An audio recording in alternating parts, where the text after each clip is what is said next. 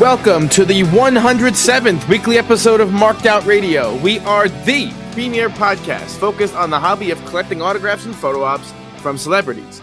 We talk about autograph conventions, on-the-street encounters, and everything else about this hobby.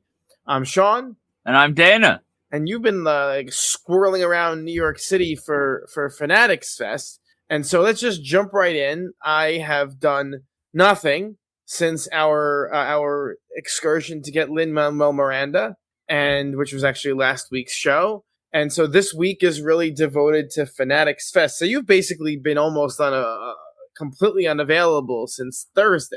Yeah, I've been fully in like Rubinville, just completely lost in the abyss that is Fanatics.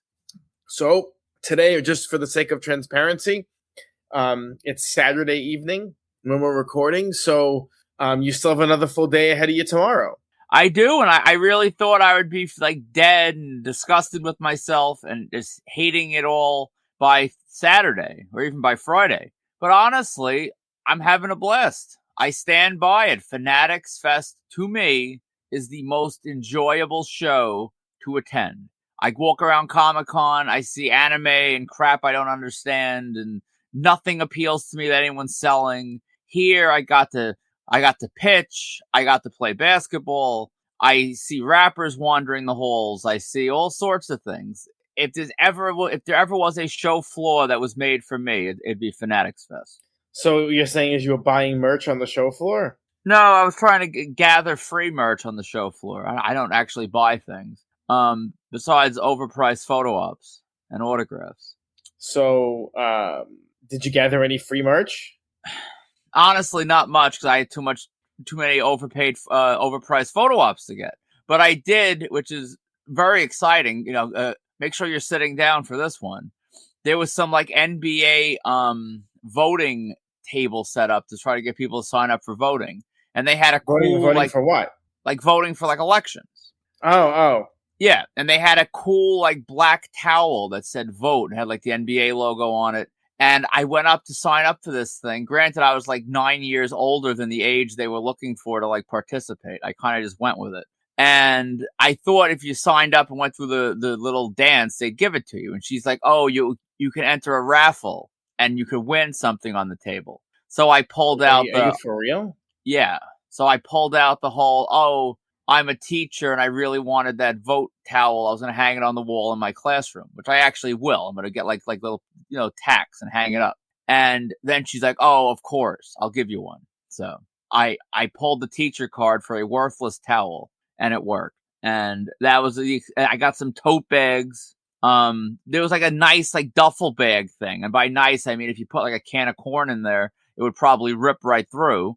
But it looks nice. And somehow people get them every day. Ira got one. Linder got one. I've never come across the person or the place that they're handing these out. And I'm sure tomorrow will be the same. I'll never get that bag. And my life will be fine. But that's kind of nice, and I've never gotten it. So I'm sure people are enthralled with your discussion of cheaply made imported tote bags. But let's get to the actual Yes. con. What happened? All right, well, I'm going to break it down ever so briefly by day. Thursday, I got in late just for Josh Hart. I punted on everything else. So I made it in. I got Josh Hart. I raced down for Georgie Murasan, who's 7'7", although the way his knees look at this point, he's probably more like 7'5". Those knees were kind of gnarled up. I thought he'd be wheelchair bound, but he wasn't. Zach was number one in line. And by the time I reached him, Georgie was due to arrive at any moment. And Linder said, like, I don't know if I can let you cut. And why not?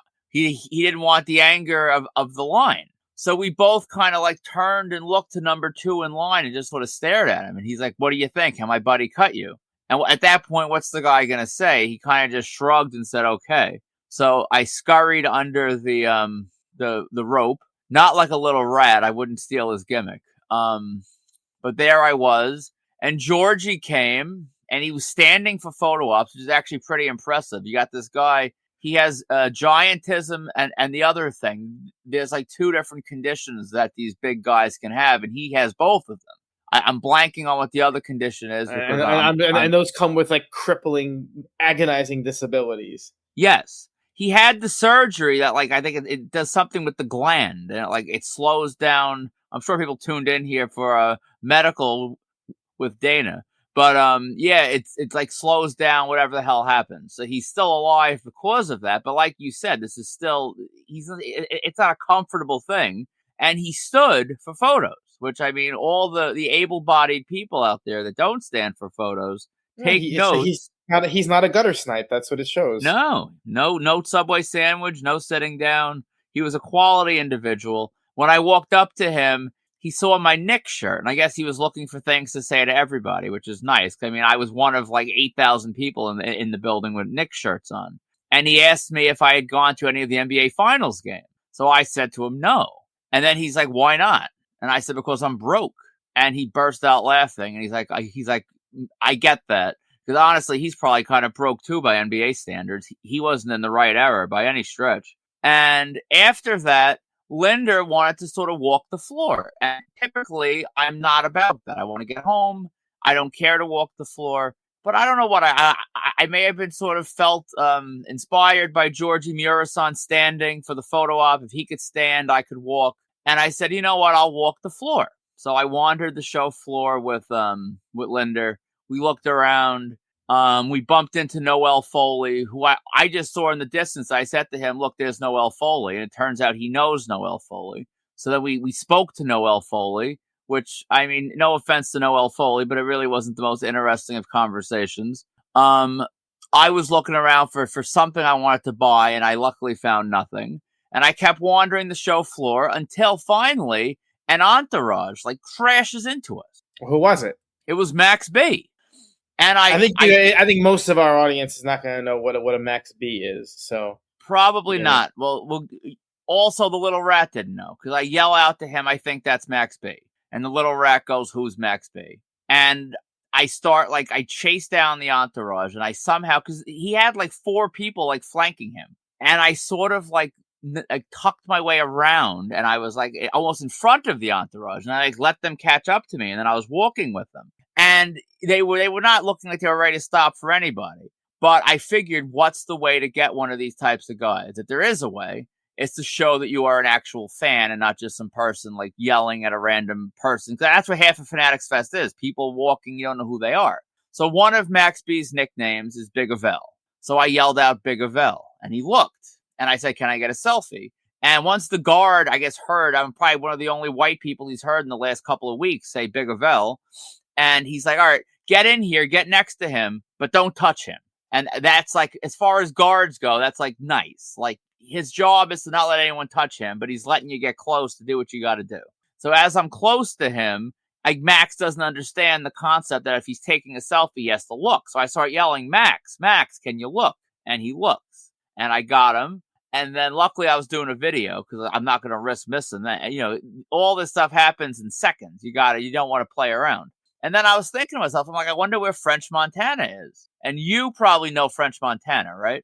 Not a clue who that is. Well, French Montana is the other half of the Koch boys. And sure enough, there's French Montana. So I get French Montana, same way. I actually stopped the first video and started a second one. So I got French Montana. Were you squealing like a pig? I mean, because you did this, you weren't expecting this. No, wasn't quite squealing like a pig. But Max B has been on my list for a while. I was lamenting to my wife, and she told me I was out of my mind. Brief backstory, very brief, because I know most of our listeners don't know or care about hip-hop. Max B was big with the sound of Dipset. He did a lot of the New York City style choruses, a lot of the melody, future style hip-hop today. He sort of birthed it. Then he ended up catching a 75-year prison sentence. He went away. He served 18 of those years, got out on an appeal, because I don't think he was actually on the scene. It was some whole murder/robbery gone wrong, but he wasn't really there. And they let him out after 18 years. And I said to my wife, I said, would it be, a negative thing if I waited outside the prison when he's released? And he's meeting all his friends and relatives. If I was there as a fan waiting for a selfie outside the prison walls. And she's like, "You're out of your mind. You can't do that." And I didn't do that. And I've never, he did a meet and greet in like Hartford. And I didn't want to do that because who the hell wants to be at a club at Hartford until all hours of the night? And he was at the Snoop Dogg event. I didn't see him until I saw pictures. He was like up on that VIP thing. I missed him there. And I've wanted this dude for years. I never thought I'd get him when he was locked up. So I wasn't quite squealing like a pig, but I was pretty damn excited. So that was an unexpected hit. I mean, that's, there's always the possibility of getting someone unexpected at Fanatics, right? It adds to the kind of appeal of it. Yeah. I would have done $1,000 meet and greet for the two of them. For French and Max, I would have done that. I would have felt bad about it. I would have felt better about him for 500 solo, but I would have done that without much hesitation. So big hit, one of, if not the biggest hits I've had the entire weekend, which is really kind of sad. I paid all this money, and it's the thing I got randomly that like is the coolest, really, to me. But there you go. I walked around. You were ops only this whole time. You had 0 autographs. Is that correct? 0 autographs, none, not a one. So because one of the main complaints about Fanatics in the past was that the management of the autograph lines was alternating between appalling and offensive, and you really can't report on that, right? I helped the little rat get to the front of an autograph line in a way you won't allow me to talk about, and it was fine. But I mean, I don't know how it was for other people. All right. Well, what else? So Thursday's done. Friday I went in. It was a lot of the Knicks. It was all pro ups. I'm trying to think of anything that was of interest. The Knicks, interestingly enough, Epic Leap kept their word. They checked IDs to a very annoying degree. They checked IDs. Anytime you went in or out of that room, out of that like area, you had to be checked. I didn't enjoy. They also, they kind of checked groups, which maybe we're partly to blame for that. I don't know. The power of the big mouth, perhaps. That was a thing. Yeah, we never honored groups at all. We never even paid attention to them. It's like now when you walk in, there's like 5 or so people outside by those screens. And basically where you used to have the ringmaster on the microphone doing all this stuff, there really was no microphone. It was just up-to-date screens. They would make announcements from like the Wizard of Oz position where you didn't really know where they was really coming from. And then you had all these people like sort of checking and directing and making sure they wanted to make sure if you were going to the ADA line, they wanted to see your ADA thing. It was everything that they were being very meticulous with it. I wonder if that's an overall shift in how they're operating, if that was a way to sort of stop the cameroning of the people that just sort of don't have tickets at all and just catch barnacle their way in, or if it's just a product of the Knicks and they don't want you, because technically you could have, in some cases, you really could have snuck from one area to the other to get to the Knicks, although they had the Knicks in a little bit of a separate area. So I don't know what the reasoning was, but I'll be curious to see if this carries over to upcoming shows.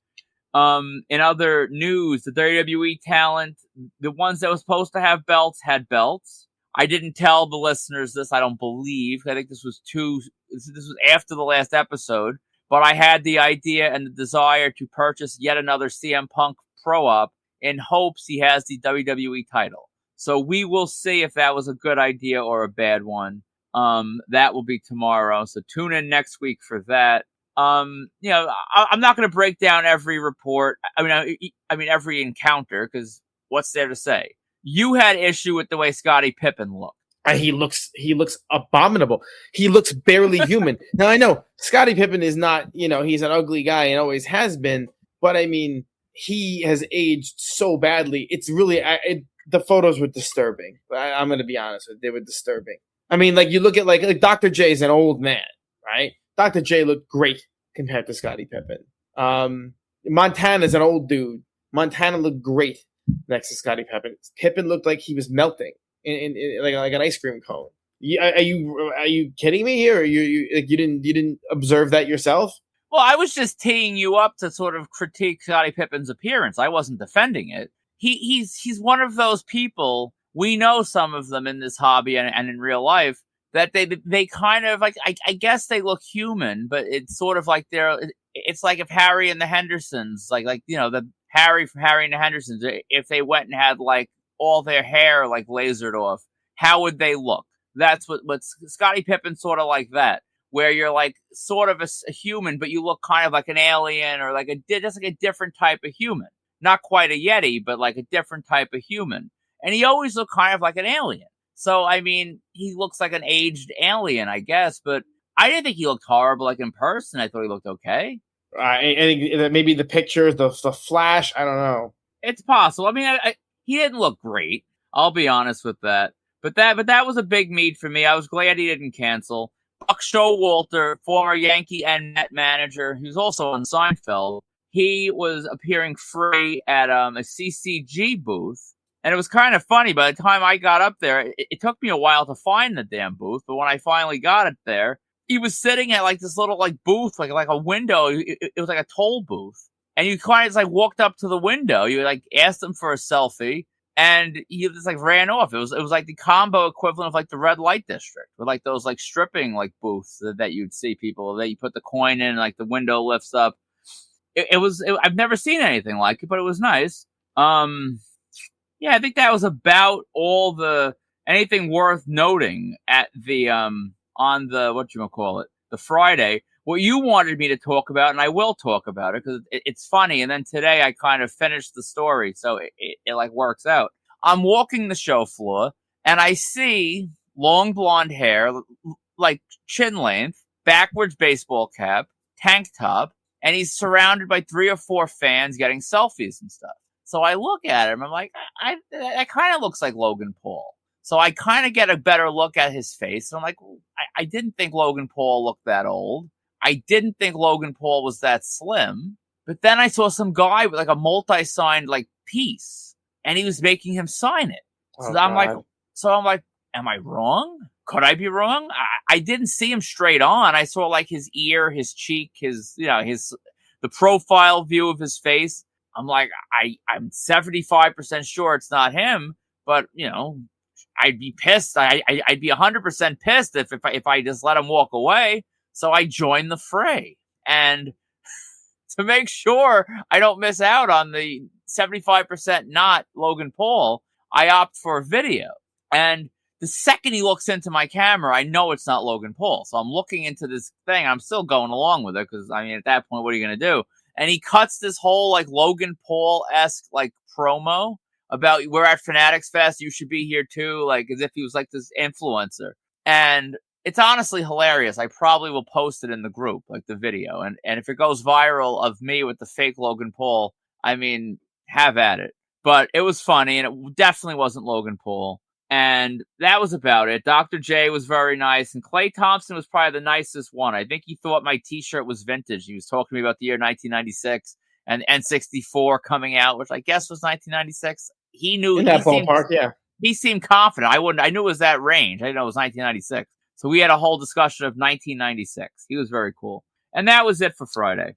And what today? Well, today, listen, I woke up, I went in, I got food. I started out nice and early. I did around the world.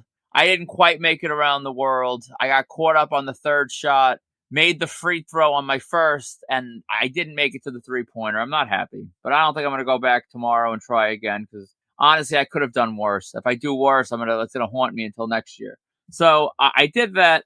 Then I ended up doing a pitching booth, which was fun. I was watching the guys in my age range before me, and their balls were bouncing, and they were flying over the catcher's head. And I was at least I threw some strikes. They didn't give me any sort of a prize, which I thought they might, but they gave me nothing. There was a soccer player. I love how you go to a con where you're paying $100 admission for the privilege of throwing a baseball, which you could do for free in the backyard. But continue. I could, but I have not thrown to a catcher in gear probably 20 years. And it felt nice. If hearing that the pop of the catcher's mitt, if I go in my backyard, I make my wife put a catcher's mitt on. I mean, it probably wouldn't. I don't think. If she did, I would hear the pop of her face because it definitely wouldn't hit the glove. She would miss it completely. It was fun. It was nice to hear that glove again. So anyway, as I'm doing that, or before I'm doing that, rather, I get cut by a soccer player. I had no clue who he was, but you can bet your ass I got a selfie. And I sent them to Greg, and Greg told me who he was, but I'm forgetting now who he said he was. So you have to stay tuned for the report to see who I got. After that, I was talking to old school Mike, who happened to walk up as I was pitching. That's who recorded the thing. I wasn't even expecting anyone to record it. And I went over by the Dick's booth, and all weekend Dick's was doing. I hope this doesn't get us a explicit rating for today, by the way. Shouldn't. No, okay, that's good. All right, so they had basically they had 4 people for free each day. When you have a robust pro-op schedule like me, it's hard to really partake. But they had Arvell Reese, the Giants' first-round pick from this year. And I was talking to Mike for a while there, and they were giving out the bracelets. It was supposed to start at 11. They gave out bracelets a half hour before. So I was like 10:15 at this point. So I'm like, you know what? Jerry Rice starts at 10:30. I'm going to wait here with you, get the bracelet, race to Jerry Rice, get Joe Montana, and try to make it back during this 11 a.m. to 11:45 free photo op block. So I got the bracelet. The people at Dick's thought I was out of my mind. They're like, where are you going? I just ignored them and like ran to go up to the photo op. So Jerry Rice was a gentleman, very quick. I was in and out. Joe Montana, gentleman, very nice, in and out. And again, trend. These are classy individuals who have done enough of these. Their photo op started right on time. That's how it's done. That's how it should be done. These are like the equivalents of the con vets, the pros that we talk about at celebrity shows. Just top-notch experiences. I raced down to Arvell Reese. The Dick's people thought I was going to like help them. They're like, oh, you have a very important job since you're the last one on the line. You have to keep people, and no one else with a bracelet can be let on. So I made a joke. I'm like, do I get a taser? She's like, no, just your voice. And of course, a guy got on 5 minutes after me with a bracelet. What do you think I did? Oh, I said not a word. But of course, there was a woman that was shaped a little bit like Paul Bearer, and she of course spoke up, and she's like, "Well, you're not supposed to be here." And the guy's like, "Well, I didn't know I have a bracelet," and she kind of just let him be, and the staff didn't care. So that was actually really well run. He was cool. I got him. I raced back up, so I had Tyler Kolek of the Knicks at 11:30. Got him. The line was already moving, but I blended right in. I got what I needed to get. Moved on from him. Then a friend from high school hit me up because I guess I make that much of a spectacle of myself that he knew I was there. And apparently he has seen me at big events, but he says I always look too busy to be bothered. I mean, I don't know how busy I am. I guess we were kind of busy last week. Too busy losing your glasses. Yeah, exactly. Lost my glasses, sorting Ken and Feinstein stuff on the show floor because it wasn't sorted before we got it. All that good stuff. I'm far too busy to say hello, I guess. Then it's funny. Up until today, we had kayfabe the names of who the vendors were. By the way, I don't kayfabe anymore. I'm good. So anyway, so that was nice catching up with him. I went up. I found Greg 2600. We were supposed to get Randy Moss, and Greg sort of bullied me into getting Randy Moss because he didn't want to split Mikal Bridges. And he convinced me if he split Mikal Bridges, I should split Randy Moss. And then each of us would at least get like 2 for the price of 1, essentially. Because they were kind of the same price. It was mine was a little cheaper, so I threw in a couple bucks for Randy Moss. I figured, what the hell? Randy Moss was a good name. And of course, the lovely monsoon weather we had today in New York, Randy Moss canceled because of that, I would imagine. So was Chris Carter, his Vikings wide receiver mate, also canceled. And there were people with Vikings tattoos. I pray they didn't come all the way from Minnesota for this because they didn't seem to do anything else. I never saw them on other lines. They were all Vikinged out at these lines, and they got nothing. It is brutal. It is brutal when you come to a con like this and the person you're there for cancels. Yeah, I really felt sorry for them because that sucked. While up there, I got a photo with the Heisman Trophy. I also got a photo with the NBA trophy. I never really got photos with trophies before, but this might be a new like subgenre of my collection, much like sets and like filming locations. So I think it's weird to get a photo with a trophy for a prize you didn't win. Actually, fun fact: as a kid, I once took a Special Olympic medal that I didn't win from a friend. Yeah. So I have a Special Olympic medal somewhere. Wait, you just took it? He had a bunch. He was like the Usain Bolt of the Special Olympics, I guess. He had a stack. And I think I made a bet. I made a bet with him. I think I bet him in like NBA Live. And I'm like, oh, if I beat you in NBA Live, I get your medal. And he said, sure. And I won. And I came home. Imagine the pride my parents must have felt as their like able-bodied son walks in with a Special Olympics medal. He like swindles from his friend. But yeah, so I have a long history basically of doing such things. Yeah, so then I started on my thing, and basically what's most interesting was Logan Paul. I've been chasing now since last year. I tried last year, I didn't get him. I watched him take photos for like 10 minutes yesterday, but I was in bad position. Today, I was still in bad position. I was like 3 rows back, but I managed to like fight my way to the front of the stage. Well, sort of the front. There was some kids around, and I may have screwed them in the process of getting my op. But I got a valid op with Logan Paul. Not the best op with Logan Paul, but he's posing, he's looking in, I'm looking in. I got it. It's definitely serviceable. It's fine. Yeah. So that kind of made me now even more willing to share the fake Logan Paul story, because I actually got the real Logan Paul, so it seems a little less pathetic. So yeah, so today I finished up the other Knicks. The big thing and the fireworks of the day that Greg 2600 was a little worried about. We had 3 photos all at 2:30, many of which, and they weren't super big draws. And it was supposed to be 3, ended up being 4. Dominique Wilkins, Grant Hill, Paul Pierce, and Mikal Bridges. Mikal Bridges was sold out, so I wasn't worried about him. Dominique had a line of like 18 people. Grant Hill's line was like 40 people, and Paul Pierce's was maybe 50 people. So it was. I quickly alerted the guy, the Epic guy, and he said, "Oh, don't worry, you're not the only one. We know. We're going to slow it all down, keep the talent longer, and it'll all work out." And of course, Greg raised the fair point, which was if they slow everything down, it's the same difference. Like there has to be some sort of, there has to be more of a plan than that. Because if everything is slowed down, everything goes slower and, don't really help. But we got Paul Pierce. I actually sprinted from the scan out section all the way back in because Grant Hill was already moving. Paul Pierce decided to walk into the photo booth. They pulled us all in, and then he left. I guess he had to take a dump. I don't know what he had to do. And we're stuck. We already scanned in, so I couldn't run to Grant Hill. And we're like watching Grant Hill people go through. And it was getting a little frustrating. But all's well that ends well. We got everybody. Like I said, there was really nothing more. If you want to read about the individual meets, they're in my report that'll be coming. But that was it for my Fanatics Fest for the first 3 days. Tomorrow, you'll hear about next week.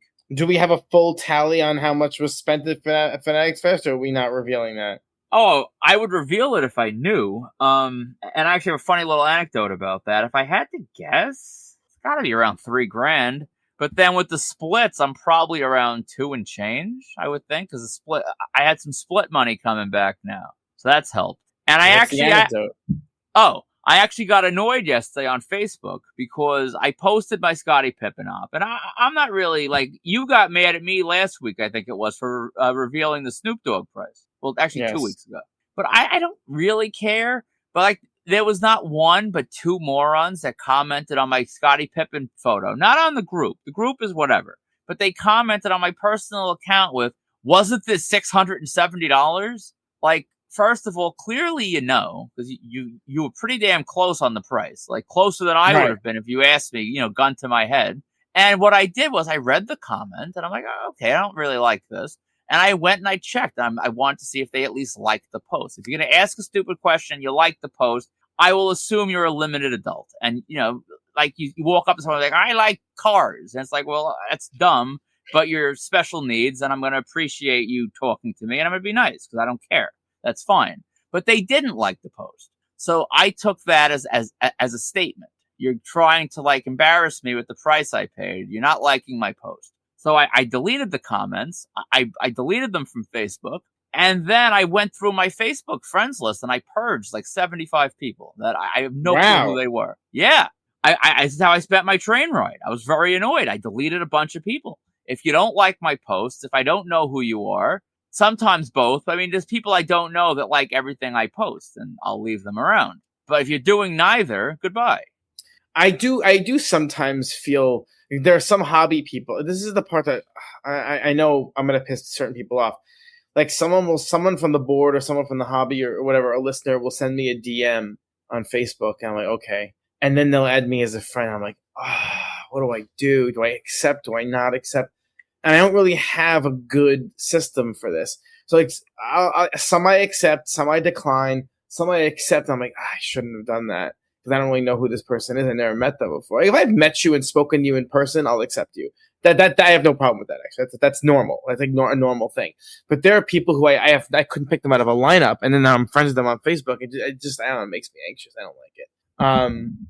Yeah. I mean, anyone I speak to, I mean, if anyone's curious out there, if you were friends with me and now you're not after last night, I apologize. I don't think I deleted anyone I like interact with. Like if I say hello to you at shows, like why would I delete you? But like, I think my days of like getting a friend request from like, who's this guy? What the hell? I'll add it. Like, there's really no need for that.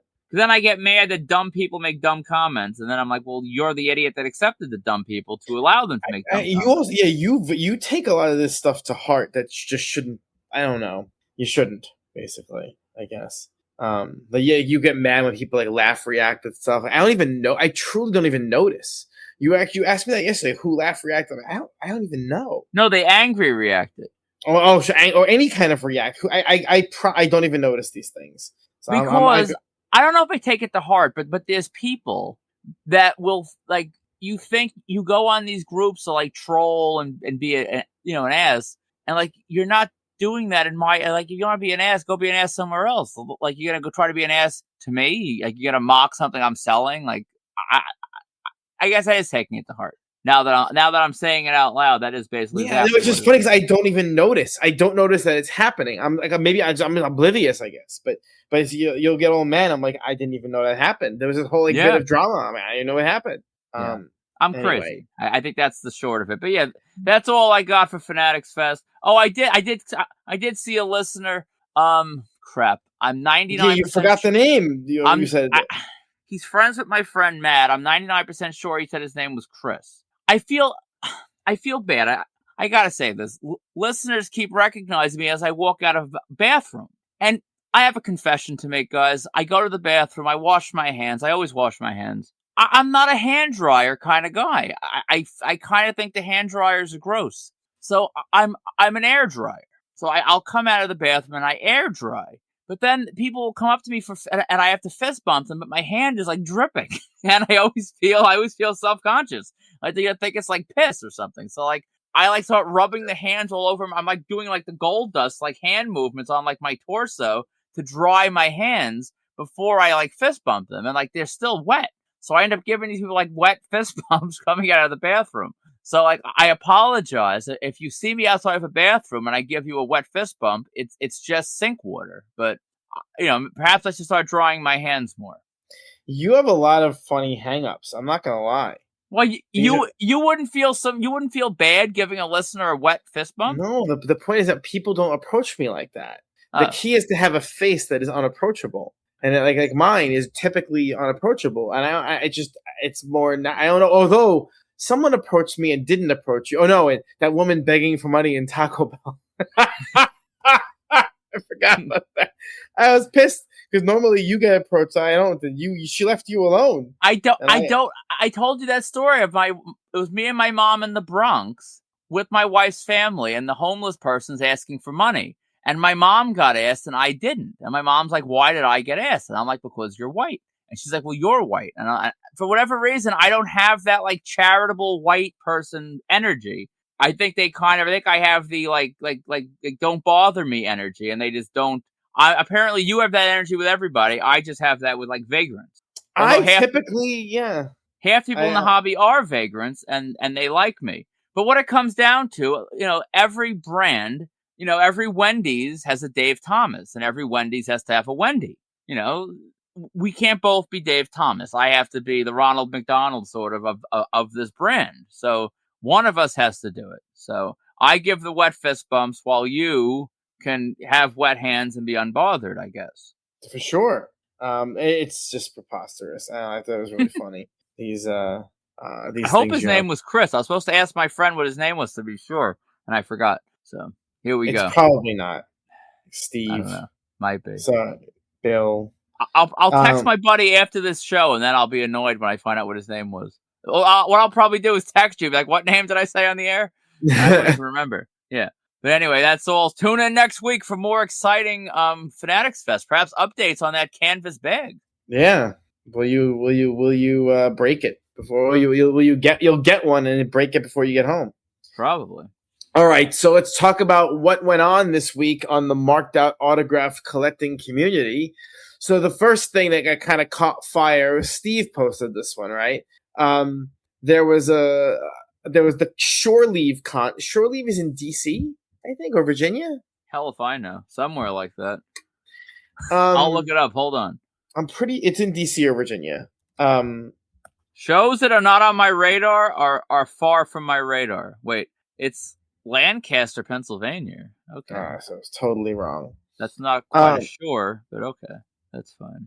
Go on. In any case, a person, a guest by the name of Jack Stouffer. I'm not sure who he is. Same. But anyway, he appeared virtually at Shore Leave. So they had a little monitor at his table, and they had pre-signed autographs that were selling while he was sitting in the comfort of his own home. And you can, converse with him, I guess, through the webcam, and you can take a photo with his face on the monitor. And this was a thing that drew a little bit of controversy from our crowd. I thought it was kind of amusing because so you have people like Steve, who Steve was outraged by this, obviously. He's just completely just taken aback by it. Well, how do you think? What do you feel about it? I'm wondering if we could bring Jackson to big event virtually. Would a virtual appearance, would that circumvent our WWE contracts? Probably not. Probably not. No. In all seriousness, I mean, people were outraged at a lot of the components that are shared by virtual signings. Like, so you just talk to them through a screen? But what's the point of that? It's like, that's honestly better than half the virtual signings where you type on a chat that's delayed and maybe the promoter isn't busy enough that he's able to read that and tell the guy, well, Scott from Kansas says he loved your match at WrestleMania. And the guy smiles. So to me, the interaction is probably better than a virtual. But I mean, I think the thing that was the weirdest for me was that you were charging $20 for a selfie with the monitor. That's kind of, if you were going to interact and sell pre-signed autographs, honestly, I may have called it revolutionary. Selfies for $20 with a screen. That's, I mean, if you can get it. That's awesome. But I think that's kind of crazy, and I don't think that would ever catch on. But I think the bigger picture here is that apparently he's disabled, he can't travel, he's destitute, and this is just a way that kind of everyone just sort of nods and winks at his, ability to raise a little bit of money. That's my understanding. That's what's going on here. So yes. I don't think there's anyone like Steve was like, what if this spreads? This is not spreading because he clearly barely made any money. This is a very niche thing, a very, very particular circumstance here. Yeah. And Class took a couple lumps because he apparently mooched the $20 selfie, which he claimed. Of course he did. They didn't tell him was $20 until he took it, which honestly he's probably right about. I'm not going to doubt him with that because that sounded something they probably would have done. And I don't blame him because it's a joke. Are there any circumstances, where you would do that? Well, let's say there's a top want that you have who's sick in some way and can't make a public appearance, but they will do that. Would you do it? Let's imagine Jay-Z is doing photo ops at a monitor, through a monitor. What's the price tag? It doesn't matter. I guess it does matter. Well, let's discount it because it's 20. Let's say for Jay-Z, let's say $50. Yeah, I think I'd have to. I wouldn't do $500. Jay-Z in and of himself would be, $1,500. I wouldn't really blink if it was an actual pose shot. But I mean, I probably wouldn't go over 50 or so for this because it would truly be bad. But I mean, I was already thinking today. I was saying that to Greg. If that 1 year at Fanatics, I got to just sort of stand on that rail by the 40-40 club and just put video on when he's walking in and try to get something invalid, but like better than what I have now. Like with a name like him or LeBron that you're never going to really get, like for real. Like that's the question. Would you rather have something that's like crap, that doesn't even really count, over nothing? I don't know. I think I probably would, but I mean, I couldn't defend it. It's insane. And I don't know what people would think when I would post a picture of myself in like this monitor, but I mean, to be fair, they were kind of sort of doing that with Tim Curry at certain shows where like they would sell his stuff at a table and there was no selfie with a monitor, but where he wasn't really there. There were other shows where they were you can drop your stuff off, they would bring it to him and then they would send it back to you. That was a thing. I think it's one of those things where, obviously someone who's appearing virtually is not going to make as much money as someone who appears in person. But if someone has some kind of disability or injury or something, it's an option to at least get a little taste. Yeah. And I mean, you could argue Tim Curry wasn't even really there for his photo op. It honestly could have been a monitor. So I always take shots at Tim Curry. That's You're really on a roll nice. today. All right. Jesus. Oh, a roll. Is that another? Are you taking a shot at Tim Curry now? I did. Okay. All right. And in other news, there was another one that was kind of funny, and you caught some shrapnel on this one too. Someone had sent you. All right. Let me backtrack a second. So if you sell a lot on eBay, if you sell a lot on eBay, you know that you will come into contact with people who will, if you allow them to, will drive you nuts. Either the lowballing, the trying to make friends and chat, or people they communicate strangely on eBay. And so you had someone send you, it was to the marked out account, but it was one of your items. They had sent you this sob story about an autographed AEW Brian Cage figure. So why don't you go into what the sob story was, and then what your what kind of inspired the controversy? I'll be honest, I don't think I actually, even though I posted on, I didn't like really take it in. But it was that this kid, this man worked at some sort of a group home or like an after school club or something with like down on their luck children. And this down on their luck child, I mean, apparently life has granted them enough, bad turns that they wanted another by choice. And they chose to be a fan of Brian Cage, who honestly, I kind of dislike Brian Cage because for a hot second, I thought he might be somebody. And he's less than somebody. He's the closest thing I have to a Jey Uso, where it's just like he stinks. He has athletic ability. He has gifts. He can do moonsaults while he looks like a giant, Batista. But he just lacked a lot, and that's fine. But that's what made this whole thing funnier. It wasn't someone shooting me this offer on a Sting or a Ric Flair or or someone genuinely in demand. There's no way any kid wants Brian Cage. And the idea you're offering $30 on a $50 listing, it's in my nature to counter with $60 just to be an ass. But I've listened to you enough over the years where I understand that there's certain, and I'm happy to discuss this openly, because if this leads to people making me offers on stuff that I can't sell, I'll be happy. There's stuff that you can't sell. And it's been up for $50 for years. And I've sold maybe one or two over an 18-month period. So I was open for business, just not $30 open for business. So I shot him a counter. He accepted. And I responded before that. I'm like, just send me an offer. The paragraph isn't needed. I don't care about the sob story.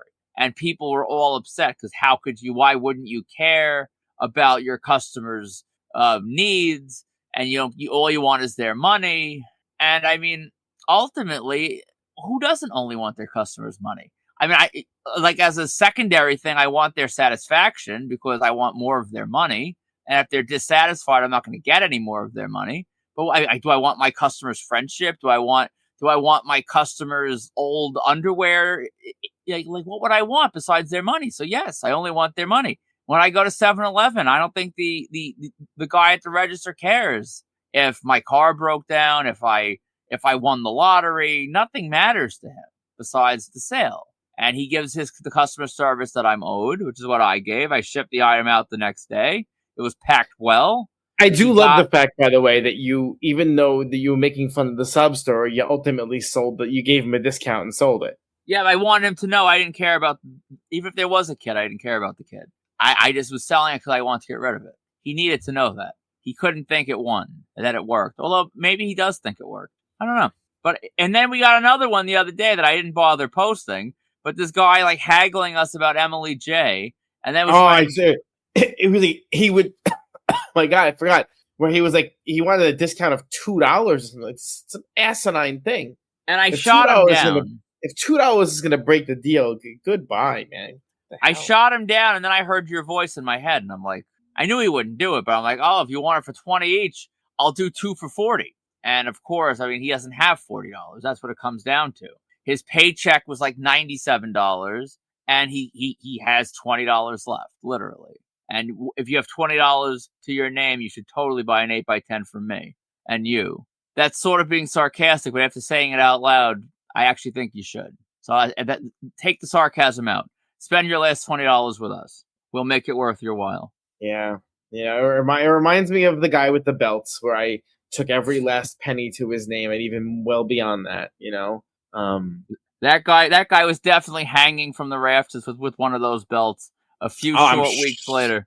It would not surprise me if he went that direction, because I was so guilty, and that was a real. I can't now. This is what doing over 100 shows is a problem. Did I tell that full story on the show or no? I feel like you probably did. I feel like I heard it before on here. But so I told it to you 5 times in the car. So. I'm pretty sure you did. I would say, if anything, give a summarized version. Well, yeah, no. I mean, the short version is that when I used to collect belts, and I had a lot of belts, and I decided to sell all my belts, and I found a guy. He might have been on Craigslist, I think, who lived relatively local. He lived in the Rockaways, and he wanted to buy he wanted to buy a bunch of my belts, but I got the feeling that he was like a whale, and I brought the ones that I was selling him, but I also brought a couple more, and I was selling top dollar. He bought my the white IC belt with all the names and all the different paint pens. This is before paint pens were even a thing, really popular. And he bought, it was so many of my belts. And so he must have bought maybe 9 or 10 belts from me, but he was paying me with PayPal, but then I think it was PayPal. And at some point he ran out of money. And what I did was, back when I was in a band, I had a card swiper for my phone. Now we have a card swiper for Marked Out, but this is years ago. And I basically had him through PayPal swiping. He was maxing out his credit cards, paying me for these things. And he maxed out 2 or 3 credit cards, paying me for these belts. Yeah, I don't believe you really felt guilty. But I did. No, I felt terrible, because he was living in like a basement apartment. He had just bought these display cases, these glass display cases. He was so proud of them. He was showing them. He also bought them on Craigslist, and he was showing me these display cases. He wanted to fill them with belts. And I remember he had a boxing belt, and he had a couple of belts. But there is like a dead man's basement filled with belts in glass display cases. It was a very depressing thing. Don't get me wrong, I was glad to be rid of the belt, and it was thousands of dollars that I had. It was a weird feeling, because I knew he couldn't afford it. He's maxing out credit cards, Yeah, Crazy. I hear you.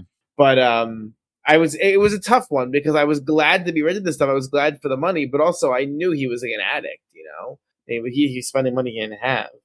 Yeah, we've brought this up before, but that's we all do that. We all kind of fill the syringe, hand it to them. We've even at the cons, we've seen people come up to us that that this $80 could be spent better somewhere else. But oh my God, like groceries. What are you gonna do? Yep. Personal hygiene products, anything. Yeah. In any case, don't give us sob stories. You're more likely to be met with hostility than you are with compassion. Yeah, and anyone that critiqued me, I mocked and I ridiculed. Because why wouldn't I? If you're defending someone giving sob stories, that probably means that you yourself give sob stories. I agree. You also posted a video of the absolutely insane graphing scene in New York City for Al Pacino. Just chaos, people hanging out of limo windows and craziness, chasing cars. And it brought out the usual suspects, criticizing the street graphers. But at the end of the day, it's an extreme sport that it's made for some people, and some people cannot hang. Yeah, and Greg 2600 nailed it when he said, if you've met Al, he loves this crap. He does. He wouldn't have rolled down at the light, because to him, he gets that one, he hits one or two pieces, drops the pen, which, by the way, people said, oh, he dropped the pen to be hot, like he was like pissed. No, he throws it, right? It's his thing. Yeah. And also, it's always was his thing. He would throw it. And also, even like ones that aren't quite so theatrical as him, you never want to take the person's item, because I mean, technically, I guess they could be saying that you stole from me. So that they will always, graphing 101, when the celebrity tries to give you back the pen, you don't take it. When they are stuck holding the pen, they're more likely to sign something else. You never take it, and eventually the celebrity is going to drop the pen. And when you don't take it, and then sometimes it gets dropped on the item, in which case, well, that's a game you just lost, because it may make a mark on your item. But you got to drop the pen at some point. So I don't think that was quite as showing of his disgust as some people think it was. He gets off on that attention. He liked the people chasing, I'm sure. And he rolled down for a reason. Does he get sick of it sometimes? Sure. Does he have to do it all the time? Of course not. But I guarantee you, he is not half as upset as the people that get upset in the comments. Yeah, and there's always have you noticed, I mean, this is probably a product of being an open group. There are these people, every time you post a funny video that you sign, they're assuming that, like, you're in it. Yes. And I rip them, and then the one guy got all upset at me, and it's like, I'm like, it makes no sense. But like when those idiots are you're gonna start cursing me out and stuff, I'm blocking you. Like, even if you're not a member of the group, I'm gonna block you. That to me is the funniest thing, when you block someone that's not even in the group. But it happens. Sometimes the people posting, and they are members of the group, and I'm like, why did you join this group? Yeah, like, you're a moron. But it's not even that. They're like hostile towards the hobby, and yet they're in the group. It's very strange. Well, I think for some of them, they're hostile towards street graphing. And then you have the other people, which I didn't even get into with the Fanatics stuff, but they're so angry and jealous of what did this cost. And like if you could, I mean, honestly, we're so happy we have nearly 7,500 members. If we took out the jealous, broke losers and the street graph haters, we probably would have like 500 people. Yeah. But I mean, it's sad. All the people that are so angry and jealous and whatever. I'm not saying everyone's jealous about the street graphing, but like angry / and or jealous. Like, live and let live. If you can't spend $3,000 like I did because you're maybe less sick than I am, or someone else is spending more than you can afford, who cares? And if someone's chasing after Al Pacino's car and you don't want to do that, don't chase it. No one told you to. And for God's sake, if I write in the video caption, I'm not here, I am posting this, and you start talking to me as if I'm the person there, you're showing me that your IQ is like a quarter of Richie Sorrentino's, and that's not a good thing. Yeah, but these people don't read. No one reads. That's normal. Yeah, I mean, me myself, I said I didn't even read the sob story in full, so how am I going to really complain? But it's stupid. So let's see. On to reports. This might be the latest in the show we've ever started reports. I know. It's a wild one. I mean, you talked for 30 minutes about Fanatics, to be fair. Not that I was looking at the clock, but I was counting every second. So there are a bunch of. I mean, every week we get a ton of reports now. Lou Evans was at Nostalgia Con. Lou Evans has been posting his John Cena Funko Pop collection pretty much anywhere that will have his posts. And he does, I don't know if you've noticed this, because I must be in like 5 or 6 different groups with him. He gets a massive engagement on all of them. People are sort of in awe of this collection because it's really an insane collection. He pretty much has all of them, with all having inscriptions on them. Yeah, it's really something after your own heart, because he not only does he have them all, but he has the colors that are well selected. The inscriptions look great. Dare I say they're the best Cena WWE Funkos on the market. I've never seen nicer ones. No, I agree. I've never owned a nicer WWE one. My Peacemaker one was in my opinion, the best one ever, but I sold it. So also, Peacemaker ain't You Can't See Me. For a lot of people that haven't watched that show, they wouldn't really want that. So I mean, I got more from my Peacemaker than he would get for any of those. I believe it, but I'm just saying that like it's definitely a different thing. This is John Cena the character versus John Cena the actor, who's Right. Peacemaker the character. I also got an absolutely unhinged quote that you'll never get again. It was one of those one in a lifetime kind of things. And you can't say it, 'cause we'll get an explicit rating. No, I could say it. He had the line on Peacemaker. Starfish is another word for butthole, and I did my standard, the tape trick to try and get him to do it, and he wasn't doing them for most people. When he looked down, he looked at mine, he howled with laughter, and he's like, "Oh, I got to do this one," and he did it perfectly. And then he was like, "Oh, this is so funny." He was talking about it for a minute. I was like, "Boom!" I got over $1,000 for that, which was fantastic. Huge margin. At the time, his graph was 180, I think 200 maybe. So yeah, it's huge profit. I didn't pay for that inscription. It was free. So yeah, but anyway, I don't mean to Bogart lose report here, because he had some great stuff, and NostalgiaCon looked like it was a cool show. And if I didn't have Noah Schnapp and John Cena, I would have gone, because it's right in our backyard. It's just we didn't need anyone else there. I probably should have done Noah Schnapp, but you should. You get weird with this stuff where you have people who you need, and then you do this thing where you're like, I don't want to spend all my money. I want to actually be able to live, and then all of a sudden you're living instead of completing the combos. And then I go and spend the money elsewhere instead of living. Exactly. Jerry Rice, for example. No, but Lua wasn't the only one. He wasn't the only one who went to NostalgiaCon. Zach Chiera, of course, went. He got Matthew Lewis, and Sean went and met Noah Schnapp and Matthew Lewis also. He noticed that the lines were light. They were lighter than they should have been for the level of talent, but that's a new con like that. But he did say Chad Michael Murray and James Lafferty had long lines, which we had been speculating about whether they would, and apparently they did. So yeah, great stuff. There was Collecticon in Edison, New Jersey, and I'm not sure how they got Sol Ruca from WWE to do free photo ops there. It was some kind of partnership or sponsorship with one of the WWE sponsors, clearly. But I couldn't figure out who it was. But yeah, she went there and took free photo ops with a couple hundred people. Was there a reason why we didn't do this? I told you about it, didn't I?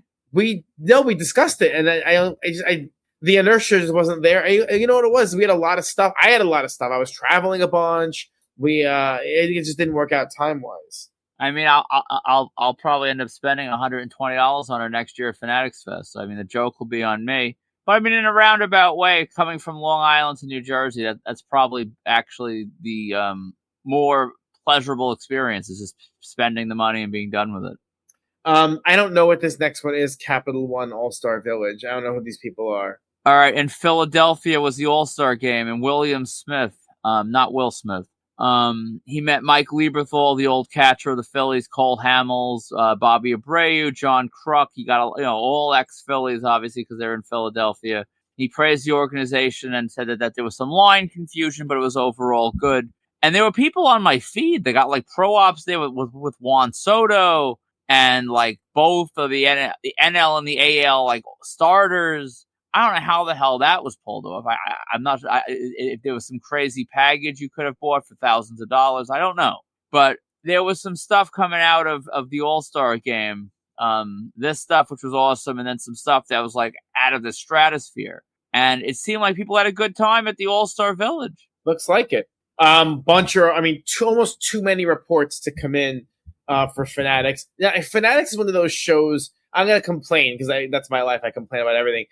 You have your wonderful reports like C-Rat and Ari and Lou, who do these great reports. And there are the other people who just post their pictures without saying anything. And it's yo, I don't know you like that. And I understand as the group gets bigger, we're going to get more of those people. But have you noticed, I'm going to say right now, you haven't noticed. I've been tagging those differently. Have you noticed that?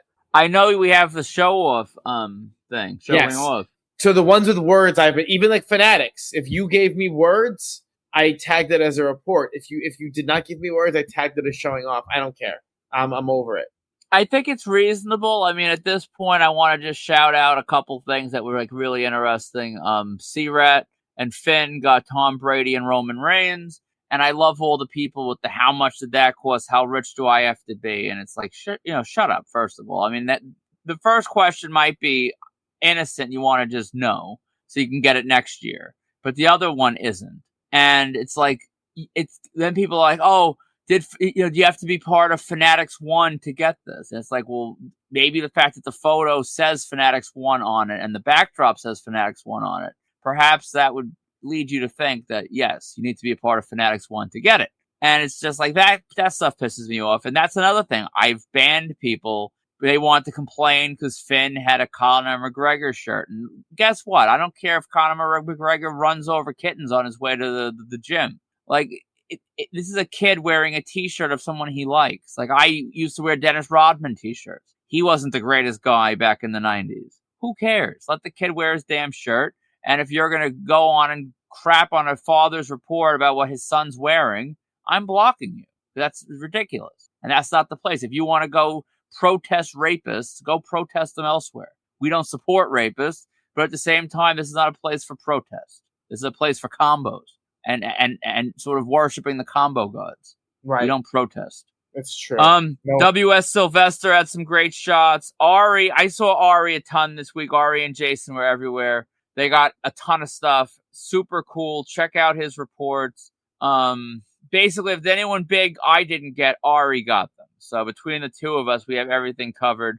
Maurice Stacks Ford got Dr. J, and he seemed to have a great time with that. Matthew Feldman had Ewing, Danhausen, and Liv Morgan, and Lou Spadoni, Luigi from the board, the marked out original. Got Grant Hill, got a soccer player. He got the street baller, the professor, back on the subway in no time. He had a great time overall. Couple of cancellations. I mentioned the ones for today with the storm, and for tomorrow, apparently, Abdul Carter of the Giants has canceled, and so did Mr. Yeet, Jay Uso. There will be no Yeets at Fanatics Fest, and like you pointed out, all the hoopla, the hullabaloo about the the sale on the group about charging too much. That guy's got a refund to issue.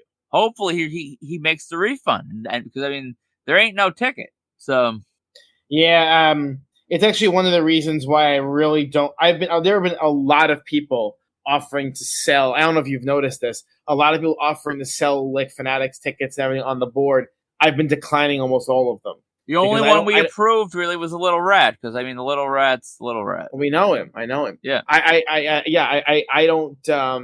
I don't want to be policing people's refunds and all that. And it's really like that. What that do with offering the Jey Uso autograph is it's funny now, or photo op, whatever it was, because he's canceled. So what a shame. What a shame.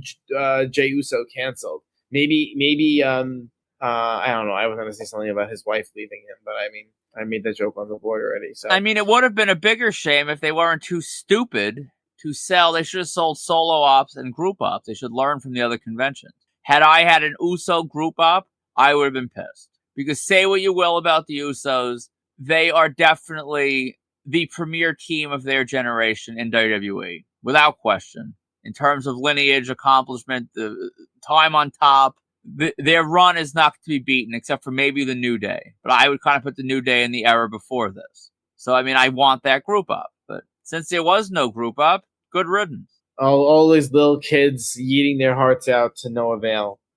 I got lost on the thing. What are we up to now? We're done with Fanatics Fest. Until next week. Roberto Baggio. Lou attended a rare U.S. book signing of this soccer star, and he called it one of the greatest celebrity meetings of his life. That's awesome. When I read and heard about this, I don't know who he is, but that's just like everyone else now that listened to me about Max B. And to me, what matters most, whether I understand or know who this person is or not, it's to see someone get a name that means a lot to them.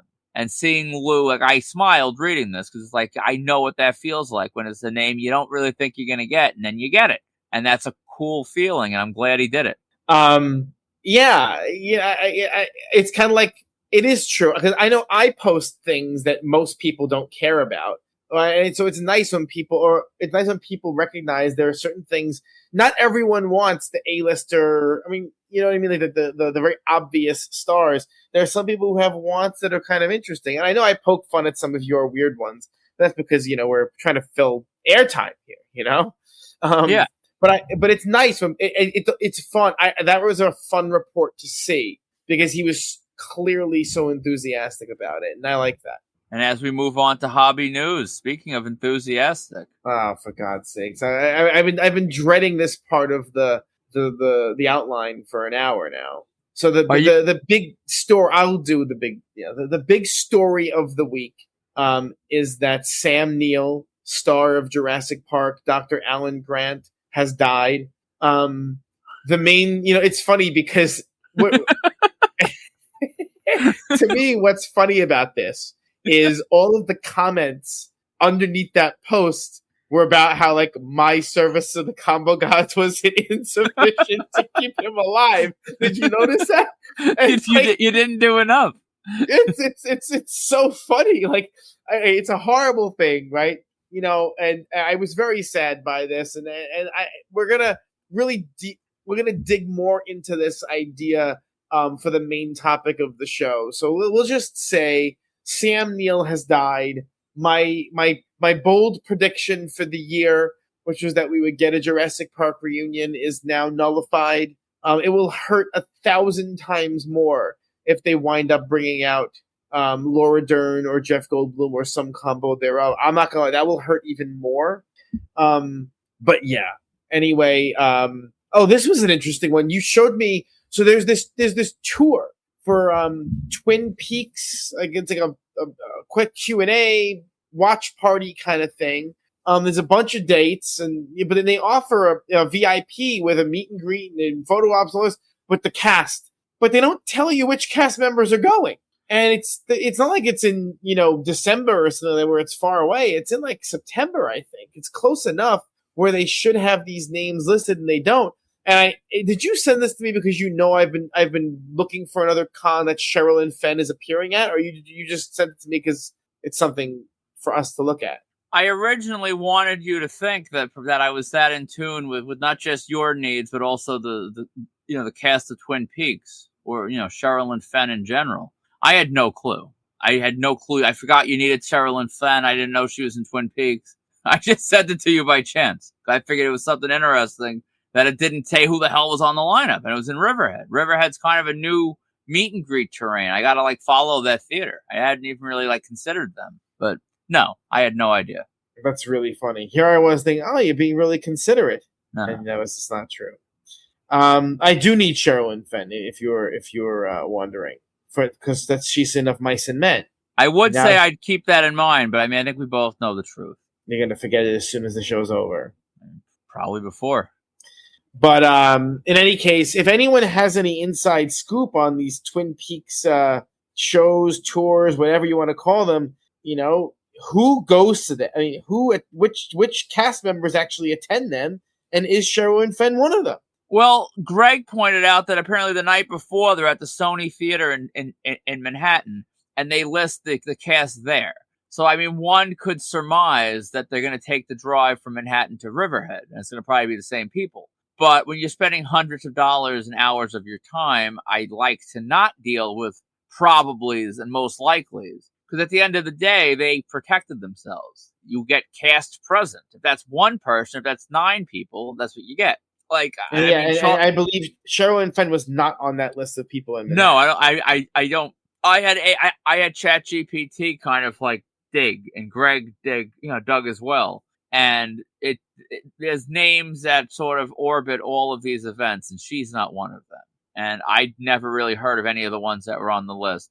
And Twin Peaks is a show I really know nothing about, but just the overall theme and vibe and what it always seemed, the aura of the show, it felt like something I would like, but I don't even know what it's about. It might be if it was a show about some cancer-stricken, maternity doctor, I would say, yeah, maybe. I feel like it's sort of supernatural-ish and weird and mysterious, and I don't know if it is or not. I've never watched it, but I don't know who they are. I've never watched Twin Peaks either. I've had people swear to me that I had to watch it. I would like it. Just hasn't happened yet. That's like me in the 100. One day. I think these are very different caliber shows, though. Twin Peaks is considered one of the great shows of all time. The 100 is a cute CW show, whatever. Anyway, if anyone gets any info on that, or if anyone, I see Sherwin Fenn is doing like one con coming up, but it's like a weekend I can't even do, and it's far away. I hope she starts doing cons again. She did Chiller one time. I didn't even think to get her. I didn't even know. Anyway, I'm getting annoyed thinking about it. We wouldn't have the item anyway, so who cares? Fair. Look, a big news in our orbit. It appears that Chill Out Expo. I mean, these were rumblings that were occurring in our circles for a while now. Chill Out Expo is no more. It has been replaced formally by something called Fanfinity Expo, which appears to be, at least on some level, a partnership between the big event New York and what was Eternal Con on Long Island. And it looks like they have booked the Nassau Coliseum, which is a pretty damn big venue. But they've booked it in December. What are your thoughts on this? This is big news. I think the Fanfinity Expo is a lot better than what they originally dropped, which was the Eternal Con from Nassau Coliseum. Big event in Eternal Con. It's what I said last week. If WWE goes and buys Mid-South, they're not going to go share a marquee with Mid-South Wrestling. Like, you're WWE, you're big event New York. Like, you really shouldn't have a sort of half-dead con as the outward branding of what you're doing. Fanfinity Expo, new name. Some people have been pointing out that the fan portion of it is similar to other shows, but I mean, there's multiple shows with the word fan in it. So I mean, it's already not original for them. So who cares? What's a third? If the names are good, who gives a crap if the word fan's in it? To me, the name is fine. I like that it's its own thing.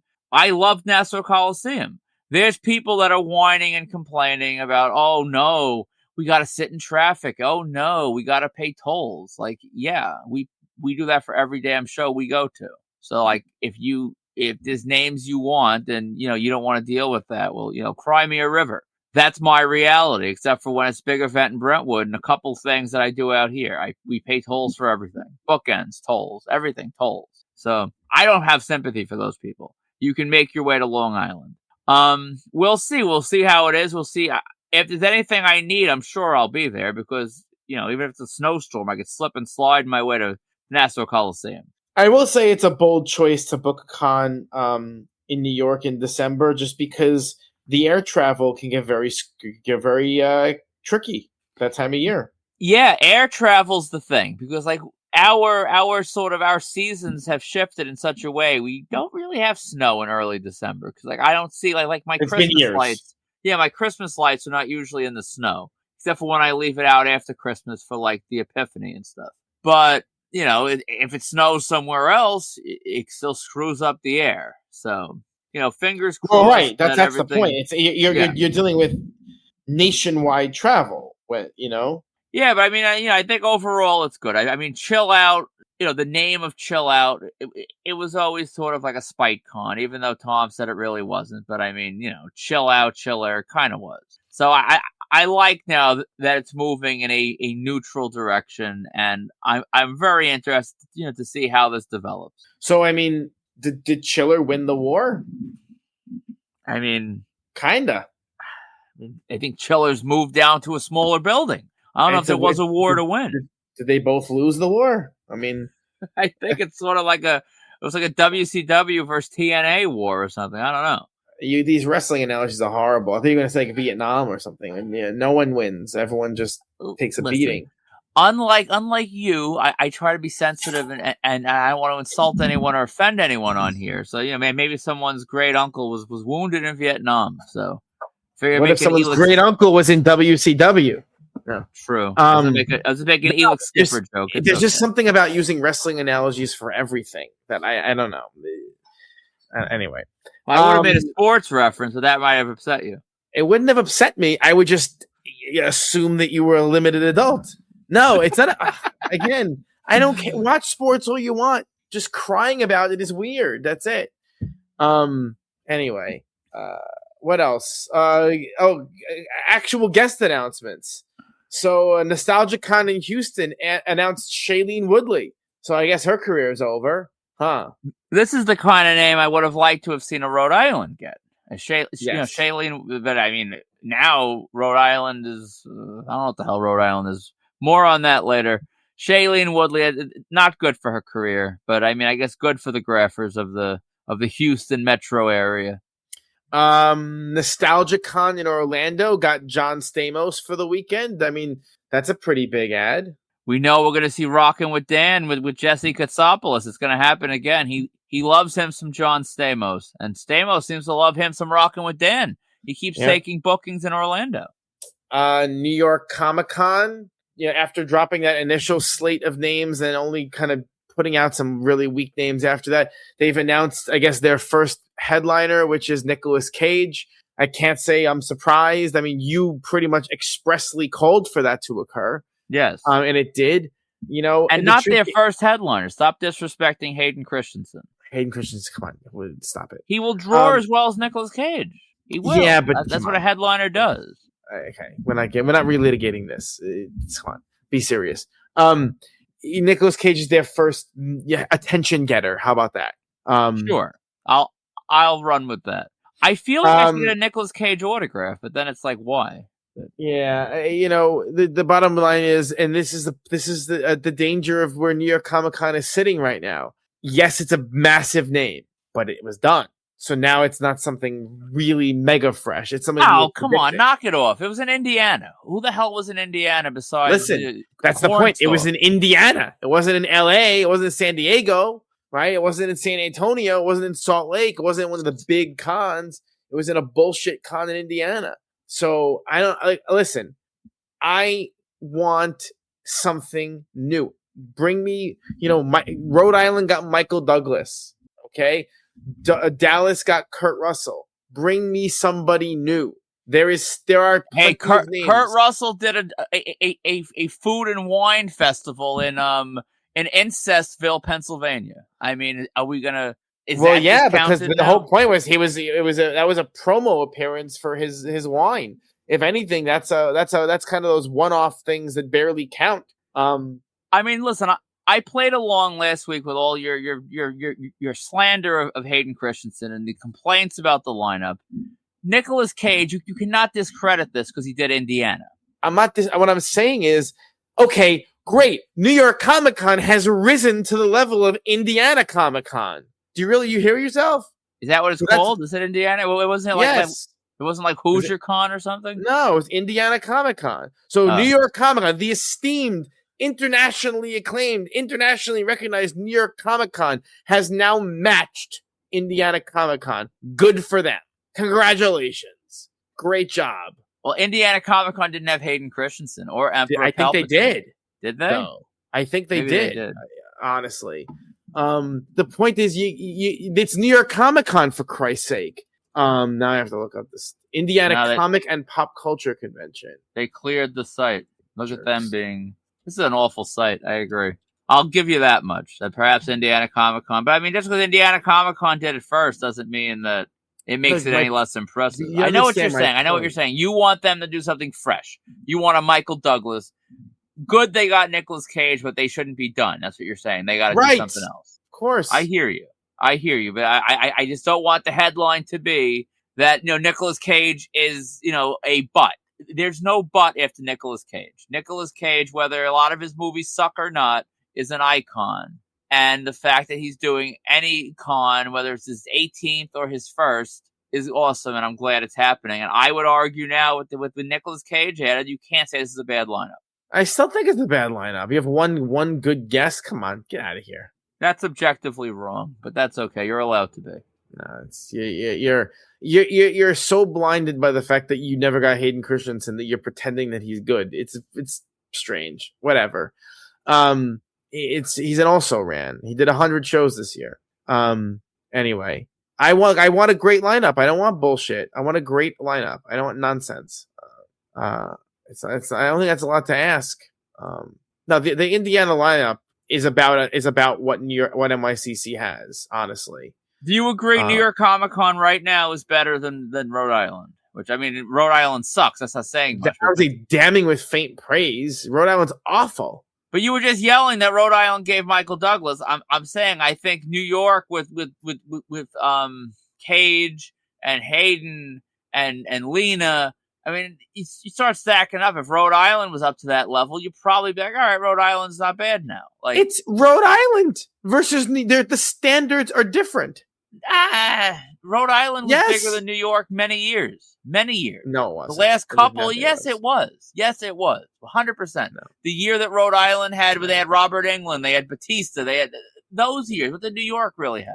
There were years where New York was is a Monster Mania level guest. Come on, you can't be taken seriously with this. Come on, NYCC always had massive names. There were a couple years where they did people we didn't need, or I didn't need, but they always had massive names. Come on, I spent a lot more money in Rhode Island several times, and Robert Englund is a headliner anywhere. Not NYCC. Want to bet if he was at NYCC, he would do the same. He would be around the block like he is at Monster Mania. It's not that's not making news. That's not a thing that people care about. No. If fans were around the building waiting on the line, they'd be satisfied fans who would buy tickets next year. Yeah, it's not the same. And the standard for NYCC is different. It just is. It has to be. You're like some Sundance film snob that is pissed off that the new Michael Bay movie's coming to Sundance. When the Michael Bay movie hits theaters, it's going to. Granted, Michael Bay doesn't do this anymore. I was going to say, what are you talking about? Come up with an analogy that makes sense. This was a good analogy 20 years ago. Michael Bay has had a handful of hits that were basically IP hits. Come on, that's not a really good example. I forget Michael Bay. My point stands. If something is successful and fans are lining up, that's not true though. That's a headliner. Why is that better then? Because you can be successful and draw a lot of fans by giving out free French fries. It doesn't mean anything. Well, the point, you say garbage bags of cash. That's as bad of an analogy as Michael Bay. No, the point is he will draw. He is a headline level quality guest at Monster Mania. If NYCC tried to there's a reason why they don't try and headline with a Robert Englund, because they wouldn't get favorable media coverage. And if they don't get favorable media coverage, then they won't sell 35,000 tickets the next year. They're relying on it. It's a totally different ecosystem that's driven by media reporting. That's just not the same. It's just that the standards are not the same. The budget is 500 times what Monster Mania is, and so they have to draw at a completely different level. They're not just drawing tickets; they're drawing vendors, and what vendors are willing to spend on a table at Monster Mania is a factor of 5 or 10. NYCC is a factor of 5 or 10 higher than other shows because of the kinds of media attention the show gets. They're not apples and oranges. They're not apples and apples. They're apples and oranges. They cannot be compared to each other. So just can't. So Skeet and Lillard can be there, but Robert Englund can't. Skeet and Lillard are not headliners at NYCC. They're Thursday guests. That's my point. Yeah, they'll have a bunch of, chubby girls lined up around the floor for them, but big deal. You could stick them in a Walmart and they would draw okay. That doesn't mean they're headlining a nationwide international con that people fly out all over the world. And I'm not saying they're going to. Robert Englund would. I'm not saying Skeet will and Lillard. But so they're not being billed as headliners. What if Lillard outdraws the Thursday headliner? Who's the headliner? So what? He's not getting headliner. They are, because Lillard's not getting a media headline. Do you understand that? I understand. To NYCC, the standard is not the same, because it's not just about people paying $80 for an autograph. It's about finding someone willing to pay $5,000 for a vendor table. It's about getting all of those things that are synergistic with each other. So who cares if they sell a couple hundred extra autographs? It means nothing for the con. It means nothing for selling tickets for the next 5 years, because no one is buying NYCC tickets in March or February before they announce a guest because they're hoping that Matthew Lillard's going to be there. That's not how it works. It just isn't. The standard is not the same. I will agree to disagree. If fans are lining up to meet Matthew Lillard and they look next year to buy a ticket, who they met last year and how much fun and how satisfied they were with their purchase, and Lillard would be part of that, would factor into their decision the next year to get it. I understand where you're coming from with media and that he's not a flashy name and you need the headlines. I get all that. Nicolas Cage is going to draw media attention. Okay? He is. In the same way that Michael Douglas will draw Rhode Island media attention. You know, I suspect that Rhode Island is going to have a weaker lineup this time around because they spent a lot of money on Michael Douglas, truthfully. Yeah. Fine. I think we're splitting hairs here. So then you don't call Skeet Ulrich. I almost combined him and called him Skeet Lillard. So you don't call Matt Lillard the headliner. Sure, he's not a headliner. And if he draws like one, which I think he very well may, I mean, he's not the headliner. Who cares? His pockets are going to be as fat as ever. He's not going to care if he's a headliner or not. He's not going to care. Sure. I mean, he's operating in a very wonderful spot for himself. And the fans aren't going to care. So ultimately, whether he's on the billboard or not, if he draws like a headliner, he's having a good weekend. The fans meeting him are happy. And that's my people point. Who care is us. We're critics of the industry. It's not the same thing. I think it's really, really important for a show like New York Comic Con, if it's going to continue being the premier show in the nation, it has to book like it is, or else they're going to they're going to be sponsors that drop off and all these different things. Anyway, when I lost, I was staring at the Indiana Comic Con webpage. Indiana Comic Con. I wasn't expecting that fight to break out. I still don't think I don't think he moves the needle enough to make it a good lineup. I don't. I think they needed a name like that, but I also think they need another one or two names. Maybe not of that caliber, but maybe of an Annie Potts caliber, right? I love to see an Annie Potts caliber name. Anyway, listen, I'm sure they're coming. I hope. Speaking of Rhode Island, they announced a couple of more names. They announced Robert John Burke. He was a hot name at the first show that he did. Now he's all over the place. David James Elliott from JAG. I just don't know if anyone cares about that. They're doing a Criminal Minds reunion.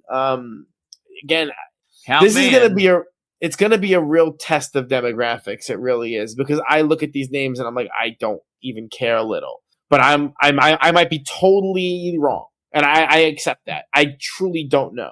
I just look at the names like this is of no interest to me. So Criminal Minds is a show. I don't understand why the entire cast isn't doing cons, and it looks like this. They're teasing a dual photo op, so that tells me it's over, and that's disappointing. Kirsten's a great one, Adams, whatever, but I mean, you can't get the hell is that guy's name from Dharma and Greg, who was kind of canceled now. He was Greg, and he's also Agent Hotchner in Criminal Minds. I forget what his Thomas Gibson. Like, there's a lot of these names that, like, what the hell are they doing? He's not quite canceled in like the Kevin Spacey way. It was a more moderate cancellation, I think.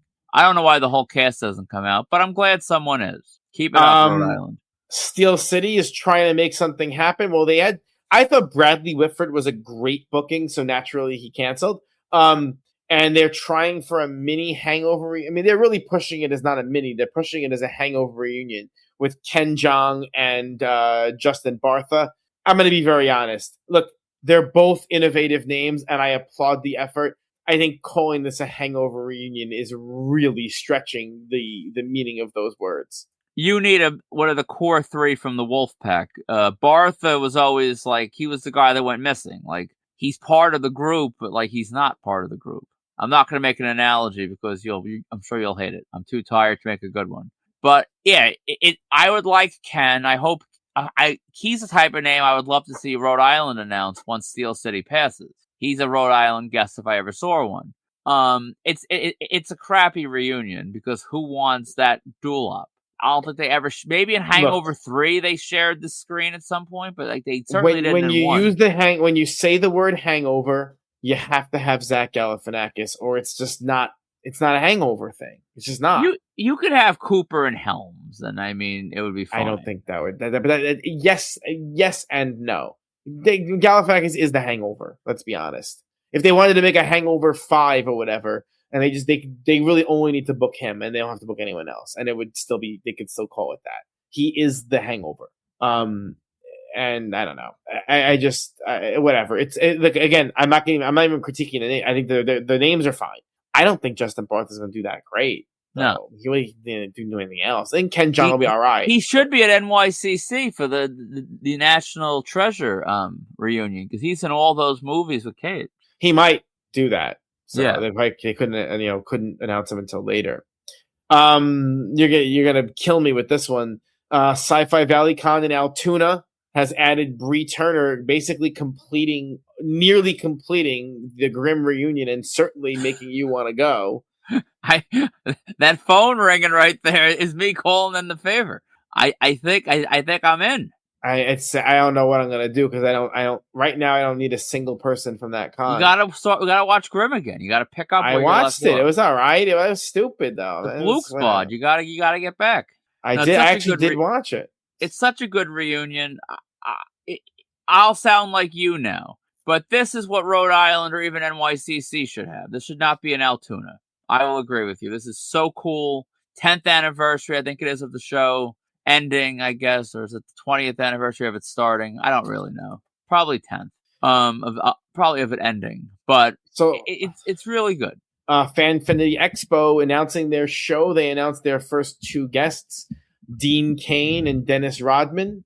Thoughts? I love you, Tom, but these two aren't for me. I think Tom's the kind of guy that he just sort of announces as they're inked. I don't think this is like really setting the tone. I'm going to assume. I am hoping to God that this is not setting the tone. Let's put it like that. Tom knows what he's doing. I wouldn't overreact with these names.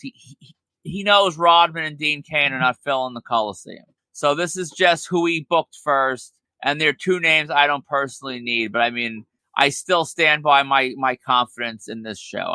I will be at this show, I'm sure, when it's all said and done. Fan Expo Chicago added Jamie Presley, so I actually need Jamie Presley. You didn't get her?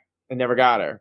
No. And Catherine Bell. Fan Expo Dallas, they were teasing all kinds of big names. We got all excited, and they added Sam Raimi, who is a very big name, but we got him at Monster Mania. And Sam Raimi, if you've never met him, is delightful. He's a really cool guy. He's really fun. He takes his time with. He's a great guy, a great director. I mean, Evil Dead 2 is one of my favorite movies of all time.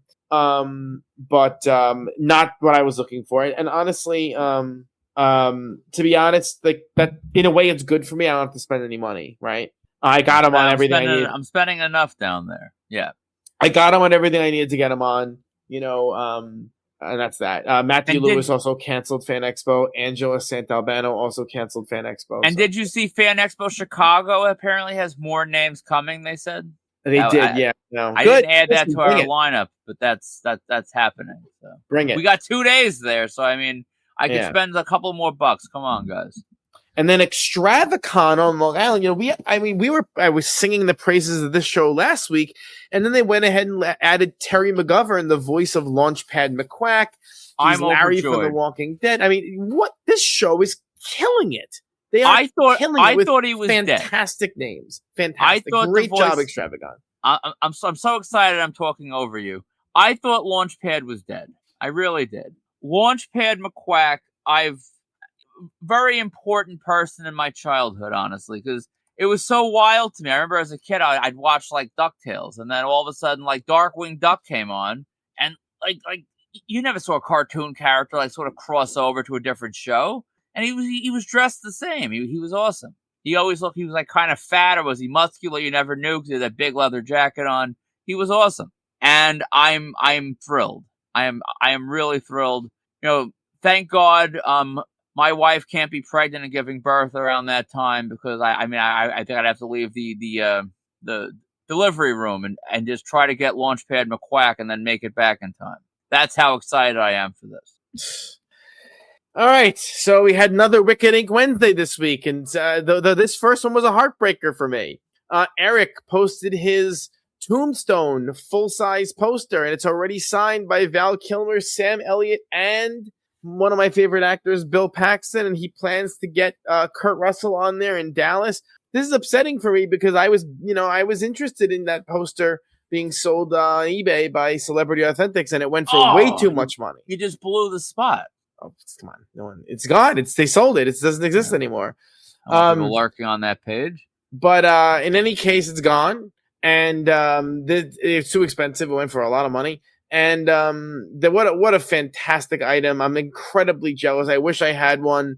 I really, really wish I had one, and I don't, and I will almost certainly not get one. So that makes me sad. Vin, he somehow got a copy of it. We Are the World on vinyl, signed by Paul Simon, Billy Joel, John Oates, and he plans to get Huey Lewis on there. Honestly, We Are the World is a tricky one for me because of all the dead people. You know what I mean? That makes it easier to complete. No, it's annoying because the dead people are the ones who matter the most. There's dead people all over the place. But like, it's hard. It's such a cool piece. I mean, you were not alive when We Are the World was released, right? I don't think so. No. Neither was Vin then. There was something like We Are the World was... There were a couple names that are just super, super important, and you can't get them, and it's like, oh, it's a tough one. I mean, frankly, Paul Simon's on there. He may as well be dead. How infrequently he signs. So it's an amazing piece. Is John Oates dead? No. Oh. No, I said no so confidently. I'm 98% sure he's not dead. That's better than I was at the fake Logan Paul. Yeah.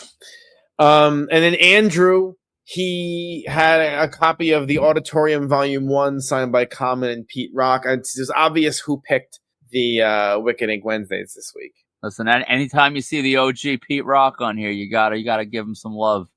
Photo with Friday.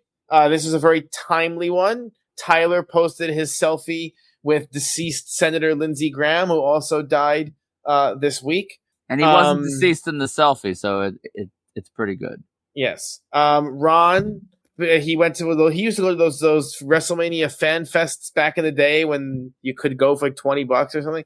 And he had a shot with Shawn Michaels from WrestleMania 11. And Mike Gavin somehow managed to sneak a shot with Aaron Judge at Fanatics Fest. It's not the most glamorous shot, but it's still a shot. It's a valid shot. I met Mike Gavin he was on the back end of the Georgie Murison line. And I'm terrible. I've said this, how bad I am in loud environments. And he said to me a couple times, like, is this going to be your photo with Friday? And I couldn't understand him. And I asked him what, like 6 times. And I was like, I felt bad.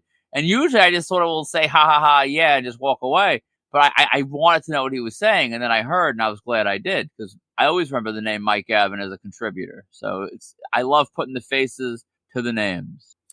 So if you're shopping for autographs, check out www.markedoutcollectibles.com or our eBay store at Marked Out Collectibles.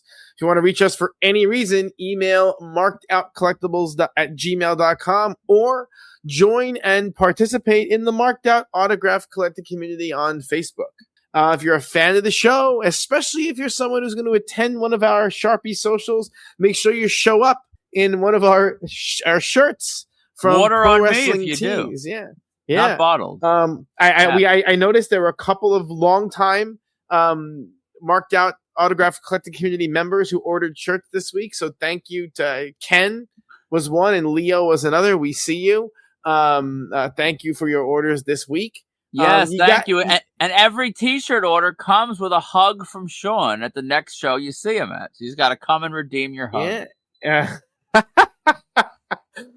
All hugs are 1.5 seconds or less. Just keep that in mind.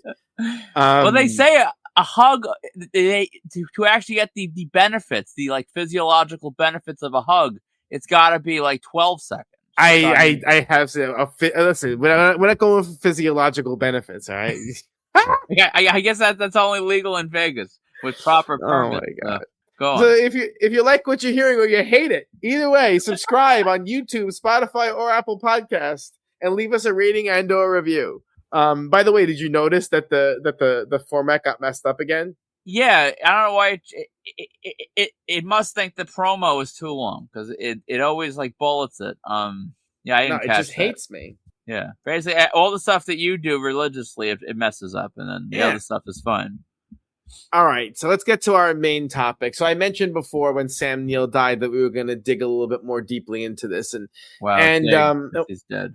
Yeah, and the truth of it is, We noticed, this is something we've talked about before, but it's important. It really is important that a lot of shows use reunions as a thematic way to book guests, right? When we went to Altoona, they booked The 100, they booked Empire Records, they booked Twilight reunions. Lots of cons do this. They recognize that reunions are a draw, right? People bring projects.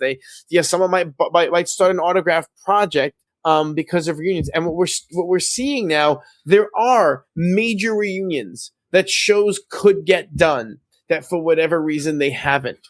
And so, I mean, I know, Jurassic Park was right up there on that list. I've been pimping the Jurassic Park reunion for 2 years. You will not convince me they couldn't have got that done with the right amount of money. The issue was money. Are we sure of that? I heard he was immunocompromised for at least a portion of time in this. A portion of time. I mean, he did a con in Europe. What does that tell you? The Europeans have less germs and disease than the Americans. It's about money. A guy coming over from New Zealand or whatever, he's going to want a guarantee, and it's going to have to be big. And these cons are stupid. They're stupid because, you might overpay Sam Neill. He might have needed more than he would have bring in for you. But you make it up on the other side because even though you might overpay for him, other of the lower tier guests from Jurassic Park would be dying to come in and might even come in at a discount at a show like that because they're going to make more money for themselves at a show like that. These reunions are money printers. That's what they are. And a lot of times these con promoters are too foolish. And so, you're going to tell me that NYCC booking the Jurassic Park kids, Wayne Knight and BD Wong, isn't them cheaping out? That they couldn't throw $300,000 at Laura Dern and get her to show up? Come on. Well, Laura Dern, perhaps. At this point, I think we could take NYCC off the hook for Sam Neill, because, I mean, I would imagine he was, circling the drain by the time they were reaching. No, that's not true. It was a surprise death. You didn't read the article? No. He was in remission from cancer. It was a surprise. He's dropped dead. All right, I guess I take that back then. I take that back. No, I didn't read the full article. I just read all the comments about you killing him because you didn't do enough for the combo goods. And that's my cause of death in my mind. I mean, it boggles the mind. It boggles the mind that no one was able to get one of those reunions together. And then so now we're looking at other things, right? There are other things where you could get people, other massive properties where you can get a reunion together that hasn't been done. So, all right, let's start. Where is the Transformers reunion? I mean, they sort of had a small one, and they had Shia and Josh, which is a good start. Where's Megan Fox? I don't know. I mean, Megan Fox could print money at these shows, like legitimately. She's done crappy horror movies that's like, con, wet dream material. It's ridiculous. I agree with you. A Transformers reunion, and let's be real. If you woke up tomorrow morning and I mean, God forbid this happens now, so I just put this out into the universe. But if you woke up any day of the week and found out Shia LaBeouf was dead, would you be surprised? No, I mean, half expecting it every day. Yeah, he's sort of like in the Ric Flair realm. Like he lives such a crazy life. Like he could, at his own hand, it just decisions he makes. Who the hell knows? Any reunion you could do involving him, now's the time. I agree with you. Transformers should be done, and I'm not even a Transformers fan. Just think about the properties that exist out there, and why haven't they? What's a property that you would like to see a reunion of? Well, I complained the other day. I mean, I'm gonna go. I don't really want to touch like TV, but I mean, I think the Shield would be fun. I think the Shield would be beneficial. I mean, he died before the boom, but I mean, look at all these Sopranos reunions they try to get off the ground, and.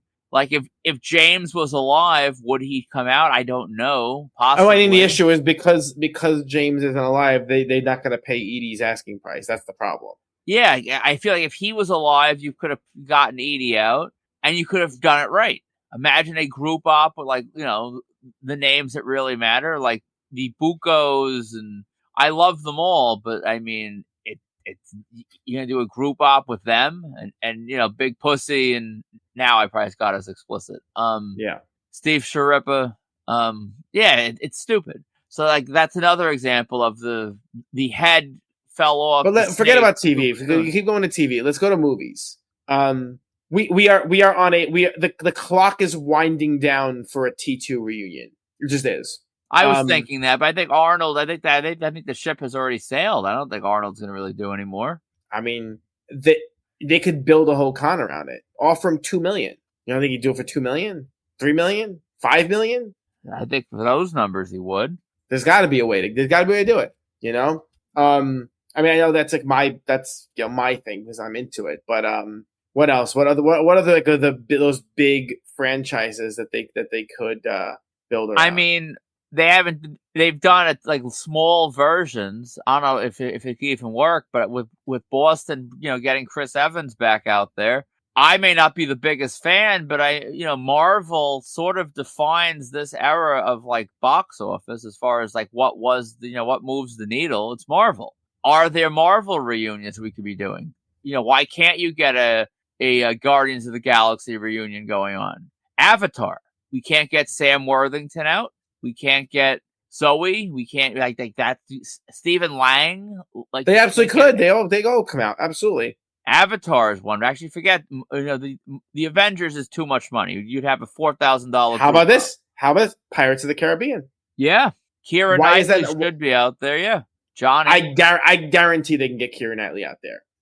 She probably asks for more they want to pay, but if they can get Johnny, right? You already know Orlando Bloom's doing it. Give her what she wants and make it big. You'd print money. I would go nuts. You know how I feel about that movie. That series, I should say.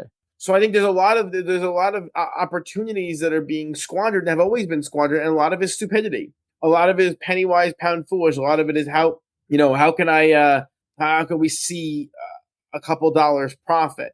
How about horror? Jamie Lee Curtis. Jamie Lee, you still have she turns down. I think the issue she turns down the offers. That's the issue.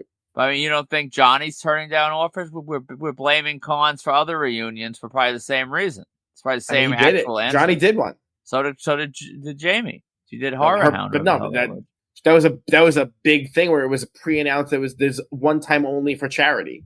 Johnny wasn't that. So it's the money. They threw a lot of money at him to go to Japan. That's all it was. Money. It's all these things are is money. I think they're leaving opportunities on the table that those opportunities are going to disappear. The fact that Hogan, Hall, and Nash we've beaten this point to death, but Hogan, Hall, and Nash they were all doing shows all around, all over, and no one could get them to do a collaboration. It's inexcusable. Especially since the only one that got it done was Hogan himself at the beach shop. And then the majority of us in this hobby, at least in the Northeast, we didn't go. There's very few people from up here that have that shot. So there's a lot of stupidity, a lot of real stupidity in this space. You have Nicolas Cage now. Okay. So now you got to think, how can I build a show around Nicolas Cage, And they're not doing it. I mean, even though they had Sigourney Weaver last year, they didn't build anything around Sigourney Weaver. They didn't have Lance Henriksen. There were other names they could have brought in. No, they didn't even think to. So it's just the death of Sam Neill is, for me, it's really kind of it's emblematic of the frustration I have with these shows because, sure, maybe he was made a ton of offers and just refused. I'm sure he was made offers. The fact that no one was able to get it done, and now it will never happen. It will never happen. Ever. Well, I could argue maybe, just maybe, this makes it more likely to happen because maybe they were holding back because they wanted to get Sam. Sam might have been the speed bump here. And now maybe Laura and hell's his name? Goldblum, maybe they're ready to go. And now it'll happen. And it just won't have him. But maybe you'll get a more full reunion than you've ever gotten before because of his death. Could you imagine that group up? I'd be in a real pickle because I have all of them. But I'm not directly next to Laura in the pro op. I'm with the cast of Little Women. And I'm like, there's one, I have who the hell's between me and her? I guess it's the director. What the hell's that woman's name? That like female director that everyone loves. No idea. Hold on, I'm looking her up. I gotta give her flowers. Greta Gerwig. Yes. Okay. So Greta Gerwig is between me and Laura Dern. So I guess I would want to be next to Laura Dern just for the hell of it. So I would probably do it, but I mean, there'd be no one fresh, no one. So that would really be a real kick in the testicles. But so would you be satisfied with that without him, or would you tap out? What does satisfied mean? Would I do it? Probably. Would I be deeply like unsettled by it? Yeah. I'm deeply unsettled by this. I can't quite get over it. That, you know, this was a thing now, and like I have a couple of Sam Neill. I have one Sam Neill autograph actually that I got from one of his signings. But like I was holding out. Maybe that's my fault. I was holding out to meet him because I assume there's no way you have a genre star of this caliber. He'll never do anything. It's incomprehensible. Yeah, I mean, I feel your pain. I do. It's funny. It is funny for sure. But I feel your pain, and I do love how the listeners were looking out for you. Although we got one question that came up that was completely like right in the right in the heart. Well, we'll get there in a sec. So let's go to our listener questions. So the first question is from David. Is there any point in buying unofficial merchandise like fan-made or vendor-made trading cards or lines like Zack Ryder's action figures? So let's start with that. Unofficial merchandise. Well, you buy it. You have all those things. Well, listen, I'm going to throw David under the bus a little bit. I think he has an issue with the Cardona Myers like operation. He's not a fan of them, I don't think. He doesn't like their demeanor. I think he's complained about them like signing for people for free and stuff out in the wild. So I think there might be a little bit of just like, I don't really like Zack Ryder, so I'm going to take a shot at his line, maybe, kind of, which I'm not mad at. That's fine. That's the point of honestly a lot of these questions. But I would argue, perhaps I'm biased because I like what I like, but I feel like the Big Rubber guys at this point are on top of maybe, not the top, obviously. WWE is up there. But, I mean, are the Big Rubber guys, I mean, hell, at this point, they're the main and only company that makes AEW figures. I don't know if I'd really call them, like, they're not fan or vendor made. I mean, they're a major company. They are the figure provider for a company that has a TNT time slot.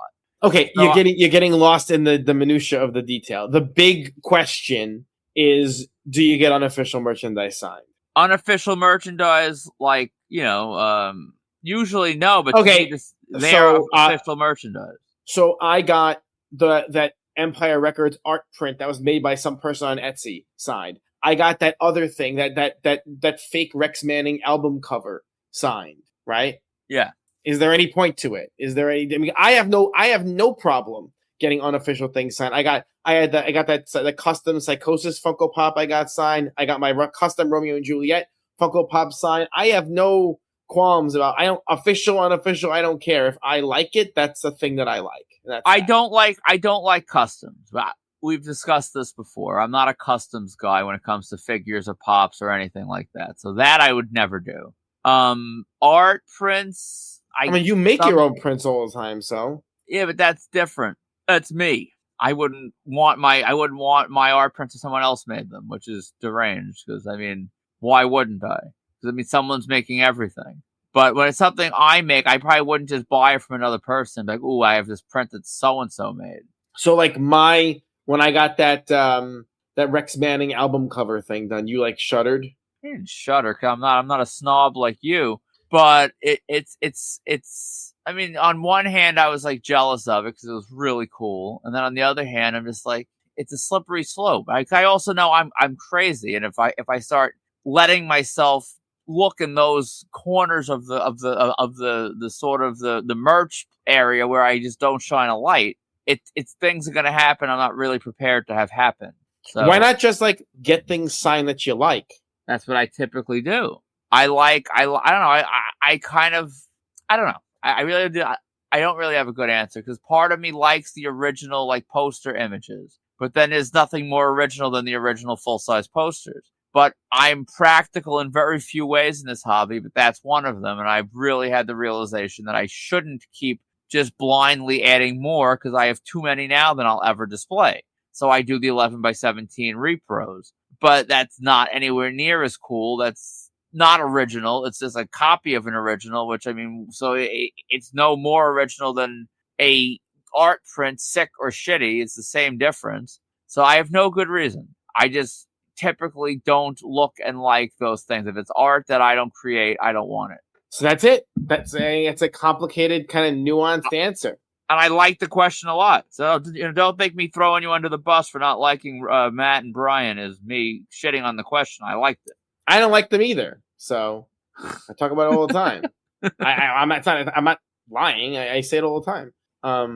From Jack Proctor. What single piece in your collection haunts you the most? It could be a cast signed piece that will never be completed because someone passed away, or is extremely elusive, or an item connected to such a horrible experience that you cannot look at it anymore.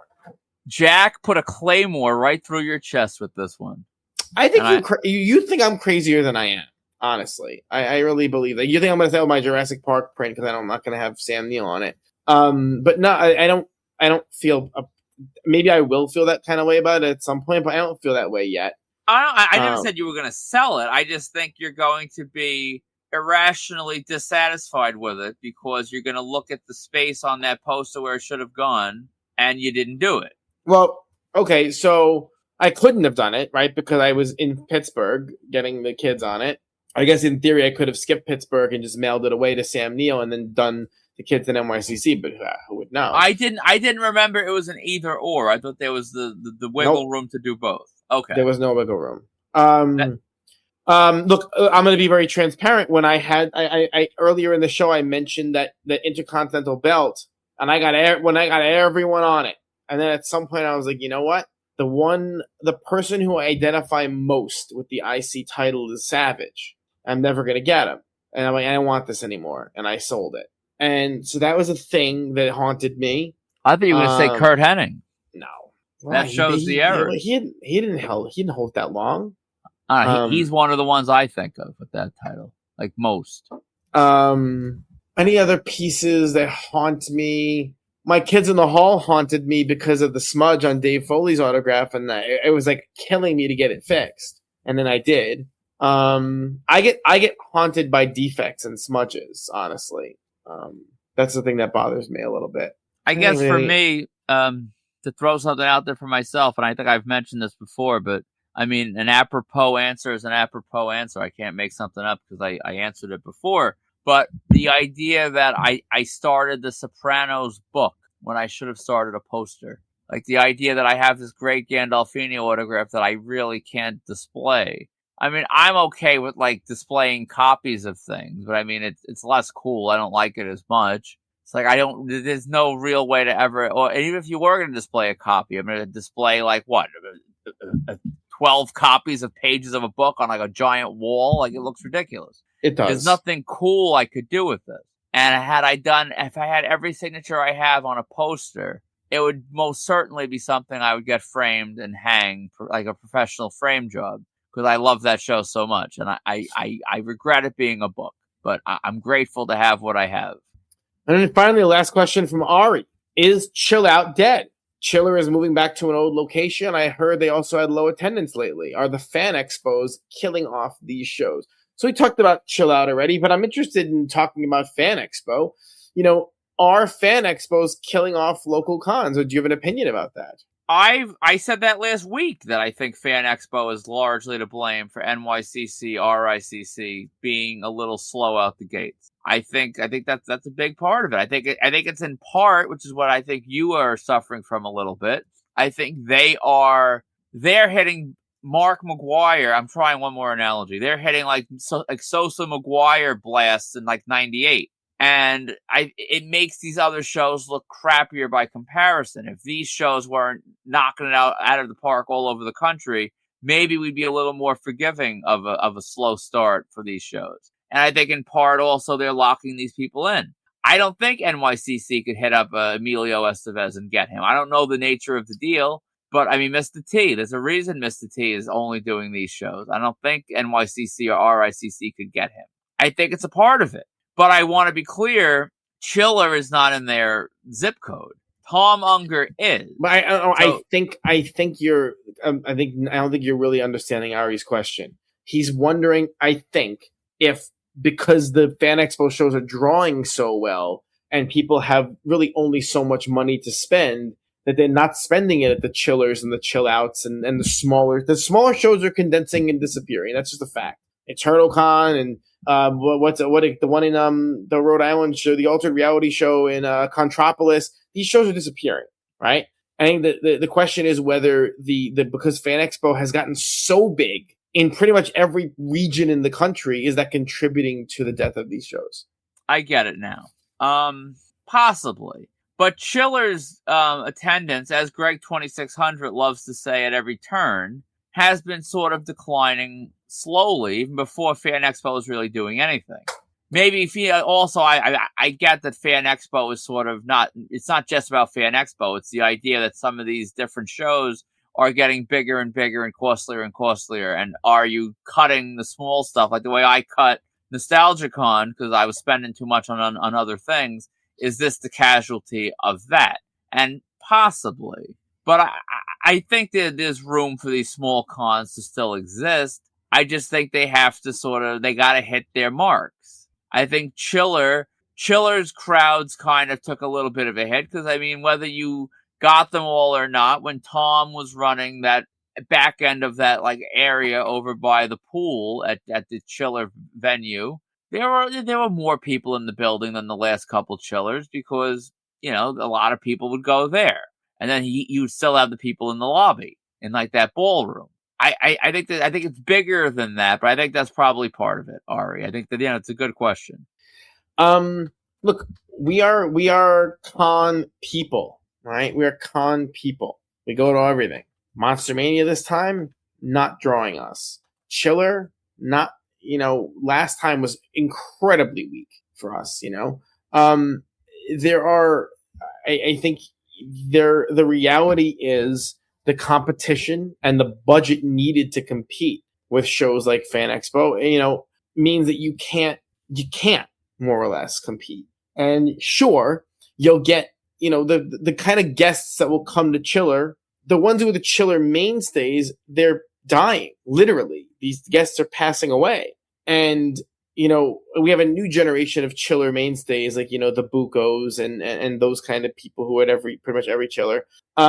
They're not drawing at the level of, who are I'm sure who used to draw for Chiller.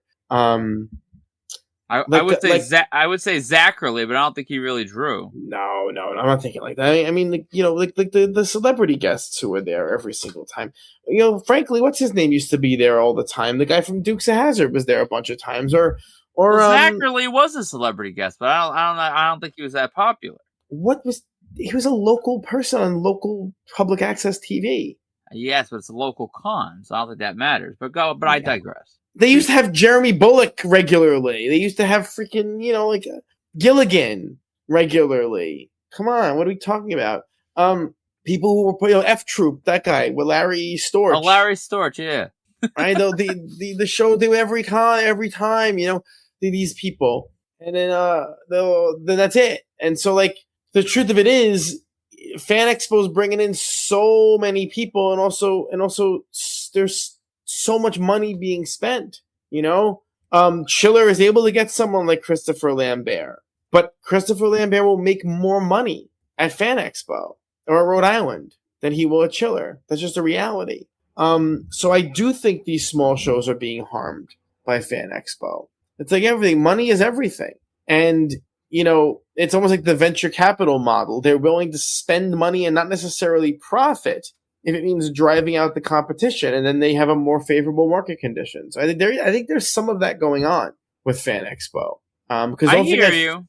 Fan Expo rose out of the ashes of Wizard, and Wizard World cons were the slimiest people on earth. So I don't know exactly who is the same or who is different, or who's involved and who isn't. But there's a lot of money. There's a lot of money being thrown around. We heard that first Mr. T appearance was not only not profitable, but it was catastrophically unprofitable. And he's still being brought around. And so one must ask why that's happening. If that, maybe the numbers we heard were totally wrong, just fabricated.